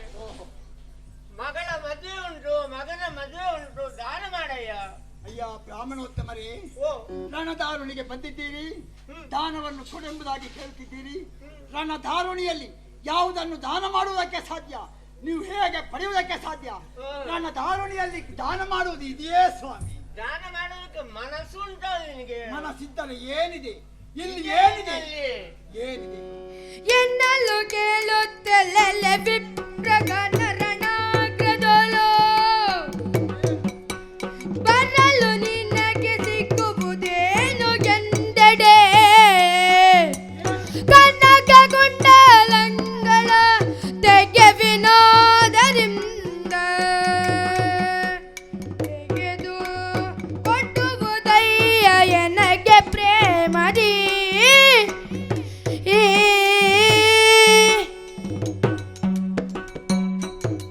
ಯುದ್ಧ ಭೂಮಿಗೆ ಬಂದು ದಾನ ಕೇಳ್ತಾ ಇದ್ದೀರಲ್ಲ ಬ್ರಾಹ್ಮಣರೇ, ಬ್ರಾಹ್ಮಣೋತ್ತಮರು ನೀವು. ನಿಮಗೆ ಶರಣಾಗಿದ್ದೇನೆ, ಕಣ್ಮಿಗಿದ್ದೇನೆ. ಆದರೆ ನಿಮ್ಮಲ್ಲೇ ಕೇಳ್ತಿದ್ದೇನೆ, ರಣರಂಗದಲ್ಲಿ ದಾನ ಏನು ಬೇಡುತ್ತೀರಿ? ನಾನೇನು ದಾನ ಕೊಡುವುದಕ್ಕೆ ಸಾಧ್ಯ? ನಾನು ಕೇಳಿದ್ದನ್ನು ನೀನು ಕೊಡುವೆಯಾ? ಕೇಳಿ ಸ್ವಾಮಿ, ಕೊಡ್ಲಿಕ್ಕೆ ಮನಸ್ಸುಂಟ ನಿನಗೆ? ಕೇಳಿದ್ದನ್ನು ಪ್ರಾಣವನ್ನೇ ಪಣವಾಗಿಟ್ಟಾದ್ರೂ ಕೊಡ್ತೇನೆ. ಏನು ಕೇಳಿ? ಕೇಳಿದ್ದನ್ನು ಕೊಡುವೆಯಲ್ಲ? ಓಹೋ, ನಿನ್ನಲ್ಲೇ ಇದೆ ಅಲ್ಲ, ನನಗೆ ಕಾಣುತ್ತಾ ಉಂಟು. ಏನಿದೆ? ಕಣ್ಣ, ನಿನ್ನ ಎರಡು ಕಣ್ಣಗಳನ್ನು ನೋಡಿಕೊ. ಆ ಎರಡು ಕುಂಡಲಗಳನ್ನು ಬಿಡಿಸಿ ನನಗೆ ಕೊಡು. ಕರ್ಣ ಕುಂಡಲಗಳು ನಿಮಗೆ ಬೇಕೇ? ಹೌದು. ಅದನ್ನ ಕೇಳ್ತಿದ್ದೆ ಅದನ್ನ ಹೇಳು. ಸ್ವಾಮಿ. ಕೊಟ್ಟ ಮಾತಿಗೆ ನಾನೆಂದೂ ತಪ್ಪೋನಲ್ಲ. ಹಾ. ಆದ್ದರಿಂದ ನನ್ನ ಕರ್ಣ ಕುಂಡಲಗಳ ಕತ್ತರಿಸಿ ನಡೆ. ತೆಗೆದುಕೊಳ್ಳಿ. ನೀನು ಕೊಡುವುದೆಂತದು? ಕರ್ಣ ಕುಂಡಲವನ್ನು ಕಣ್ಣ ಬೇಡ್ತೀನಿ. ಕುಂಡಲ. ಯಾವ ರೂಪದಲ್ಲಿ ನಾನು ಕೇಳಿದ್ದು? ಕರ್ಣ ಕುಂಡಲ. ದಾನವಾಗಿ ಕೊಡು ಅಂತ ಕೇಳಿದ್ದು ಹೌದು ಅಲ್ವಾ? ಹೌದು. ನೀ ಹೀಗೆ ಕೊಟ್ಟರೆ ದಾನ ಆಗುತ್ತದೆ ಅದು. ಮತ್ತೇನು ಕೊಡುವುದಕ್ಕೆ ಸಾಧ್ಯ? ಬೆಳ್ಳಿಗೆ ಬಂದು ಒಂದಿಷ್ಟು ಕೊಟ್ಟಾಗ ಅದಿ. ರಣಧಾರುಣಿಯಲ್ಲಿ ಮತ್ತೇನು ಕೊಡುವುದಕ್ಕೆ ಸಾಧ್ಯ ಹೇಳಿ? ಹ್ಮ್. ಏನು ಬೇಕು ಹೇಳಿ?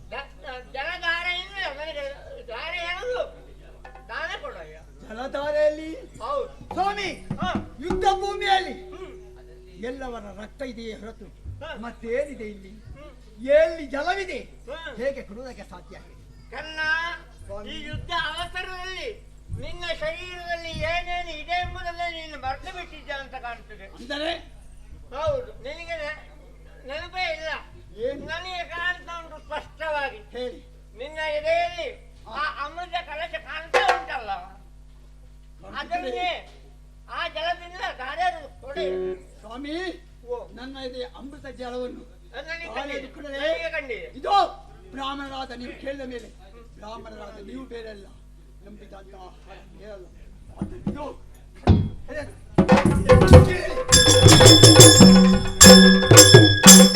ಭೇಷ್ ಕನ್ನ ಭೇಷ್. ನಿನ್ನ ದಾನದ ರೀತಿಗೆ ನಾನು ಮೆಚ್ಚಿದ್ದೇನೆ.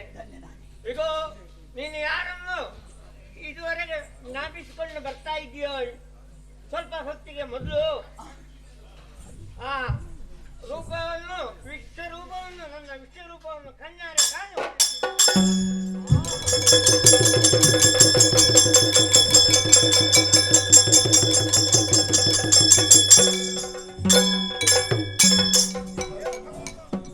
ಕಂಡನು ವಿಶ್ವರೂಪವ ಕರ್ಣನು ಕಂಡನು ಕಂಡನು ಸಕಲ ಬ್ರಹ್ಮಾಂಡ ಒಡೆಯನು ಕಂಡನು ಸಕಲ ಬ್ರಹ್ಮಾಂಡ ಒಡೆಯನು ದಂಡಮೂರುತಿಯ ಶ್ರೀ ಪುಂಡರಿಕ ಜನ ಹರಿ ಕೋಟಿ ಲಾವಣ್ಯದಿಂದ ಮೊಗ ಮೊಗ ಸ್ಮರೇಕ್ಷ ಕೋಮಲ ಕಾಯದಿಂದ ರತ್ನ ಬೆರೆಸಿದ ಹಾರಗಳಿಂದ ಪಿತಾಂಬರ ಮುಟ್ಟು ಶೋಭಿಸಲಂದ ಶಿರಕಿರಿಸಿದ ಜ್ವಲೀಪ ಶಿರಕಿರಿಸಿದ ಜ್ವಲೀಪ ಶ್ರೀ ಸಿರಿ ಮುಟಿ ಗಂಧ ಸುಂದರ ಕೋಟಿಯ ಸುಂದರ ಕೋಟಿಯ ಮದನನ ನಿರ್ರದ ಹಿಂಗಿಸುತ್ತಿರೆ ಕಂಡನು ಕಂಡನು ವಿಶ್ವರೂಪವ ಕರ್ಣನು ಕಂಡ ಆ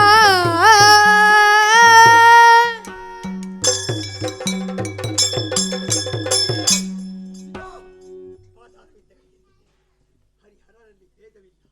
ಹರಿಯಾದಂತ ನಿನ್ನನ್ನು ಬ್ರಹ್ಮಾಂಡ ರೂಪವನ್ನು ನನ್ನ ದಾರುಣಿಯಲ್ಲಿ ನಾನು ಕಂಡಿದ್ದೇನೆ. ಕುಂಡಲಗಳಿಗೆ ಅಮೃತ ಕಲಶ ದಾರೆಯದು ಕೊಟ್ಟಾಕ್ಷಣದಲ್ಲಿ ವಿಶ್ವರೂಪವನ್ನು ತೆಗೆದಿರುವೆಲ್ಲ. ವಿಶ್ವರೂಪ ನಿನ್ನನ್ನು ಕಂಡು ಧನ್ಯನಾದೆ ಧನ್ಯನಾದೆ. ಶರಣಾಗುವುದನ್ನು ತೇಲಿ ನಿನ್ನ ಪಾದಾರವಿಂದ ಕೆಳಗಿದ್ದೇನೆ. ನನ್ನ ಜನ್ಮ ಸಾರ್ಥಕವಾಯಿತು. ನಿನ್ನನ್ನು ಕಂಡಂತಹ ನನ್ನ ಕಣ್ಣುಗಳು ಧನ್ಯವಾದವು. ನನ್ನ ಜೀವನ ಪರ್ಯಂತ ಸಾಧಿಸಲಾದಂತಹ ಸಾಧನೆ ಮಾಡಿ ನಿಮ್ಮ ಆಶೀರ್ವಾದ ಕಂಡು ಧನ್ಯನಾದೆ. ಹರಿ ಆಸೆ ಧನ್ಯ. ಏನು ಮಾಡಬೇಕು ಅಂತ ನೀನು ಹೇಳಬೇಕು. ಅರ್ಜುನ, ಮೋಕ್ಷವನ್ನು ಬಯಸುತ್ತಿರುವ ಇವನ ಆತ್ಮಕ್ಕೆ ನಾವು ನೆಮ್ಮದಿಯನ್ನು ಕೊಡಬೇಕಿದ್ರೆ ಪಾರ್ವತಿ ಇತ್ತಂತ ಅಂಜನಾಸ್ತ್ರವಿದೆ, ಪ್ರಯೋಗಿಸಿ.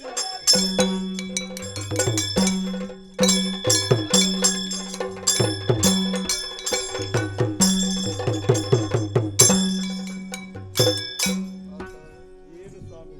ಶುಭೇಣ ಕರ್ಮಣ ಸೌಖ್ಯಂ ದುಃಖ ಪಾಪೇನ ಕರ್ಮಣ. ಜೀವನದಲ್ಲಿ ಯಾರಾದರೂ ಒಳ್ಳೆಯ ಕಾರ್ಯವನ್ನು ಮಾಡುತ್ತಾ ಹೋದ್ರೆ ಒಳ್ಳೆಯ ಫಲವನ್ನು ಅನುಭವಿಸ್ತಾರೆ, ಕೆಟ್ಟ ಕಾರ್ಯವನ್ನು ಮಾಡುತ್ತಾ ಹೋದ್ರೆ ಕೆಟ್ಟ ಫಲವನ್ನೇ ಅನುಭವಿಸ್ತಾರೆ ಅನ್ನುವುದಕ್ಕೆ. ಆದ್ದರಿಂದ ಕರ್ಣನ ಜೀವನವು ಹಾಗೆ ದುರಂತಮಯವಾಗಿ ಸಾಗಿತು. ಕೊನೆಯಲ್ಲಿ ಕರ್ಣನ ಅವಸಾನವಾಗಿದೆ. ಇಂದಿಗೆ ನಮಗೆ ಜಯಪ್ರಾಪ್ತವಾಗಿದೆ ಅನ್ನುವುದರಲ್ಲಿ ಯಾವ ಸಂದೇಹವೂ ಇಲ್ಲ. ತುಂಬು ನೆಮ್ಮದಿಯೊಂದಿಗೆ ನಾವು ಬಿಡಾರವನ್ನು ಸೇರುವುದು ಸೂಕ್ತ. 17 ದಿನ ಮುಗಿಯಿತು ದೇವ್ರೆ. ಹೌದು, ಇನ್ನು 18ರಲ್ಲಿ ನೋಡ್ಬೇಕು ನಾವು. 18ರಲ್ಲಿ ಏನು ಅಂತ ನೋಡ್ಬೇಕು. ಪುಣ್ಯತಮವಾದಂತಹ ಕಥೆ, ಕಥಾಂತರ್ಗತವಾದಂತಹ ತತ್ವ ಪ್ರಸಾದ ಸಕಲರಿಗೂ ಸಿದ್ಧಿಸಲಿ ಎಂಬ ಹಾಗೆ ದೇವರಲ್ಲಿ ಪ್ರಾರ್ಥಿಸುತ್ತಾ ಪುಣ್ಯತಮವಾದ ಕಥೆಗೆ ಮಂಗಳ ಗೀತೆಯನ್ನು ಹಾಡು. ರಂಗನಾಯಕ ರಾಜೀವಲೋಚನಾ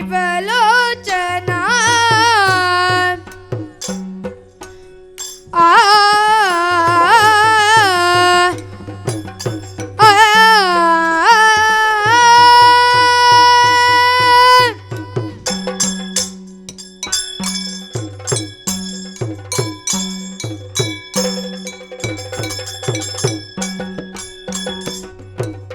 ರಂಗನಾಯಕ ರಾಜೀವಲೋಚನಾ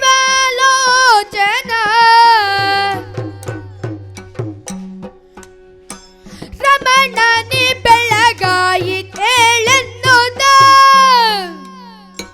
ರಮಣನಿ ಬೆಳಗಾಯಿತೇಳೆನ್ನುತ್ತ ಗನ್ನೆಲ್ಲ ಕುಮಿತ ಪತಿಯ ನೆಪ್ಪಿಸಿದಳು ಗನ್ನೆಲ್ಲ ಕುಮಿತ ಪತಿಯ ನೆಪ್ಪಿಸಿದಳು ಶೃಂಗಾರದ ನಿದ್ರೆ ಸಾಕು ಸಾಕೆನ್ನುತ್ತ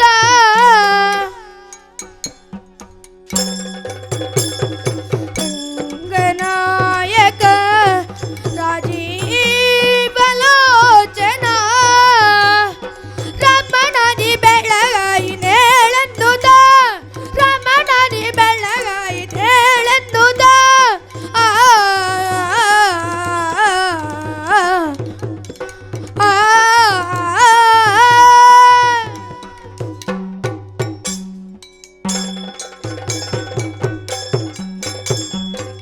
ಭವ್ಯ ದಾನವ ಬೇಟಿದಗೆ ತೋರಿಂದತ್ತ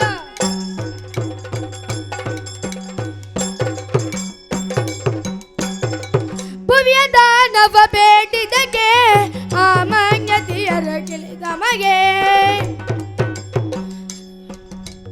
ರಾಮಚಂದ್ರನೆಂಬ ದಶರಥ ಸುತನಿ ಆಂಬೆಯರ ಗೋಪಾಲ ಕೃಷ್ಣನಿಗೆ ಮಂಗಳೋ ಜಯ ಮಂಗಳೋ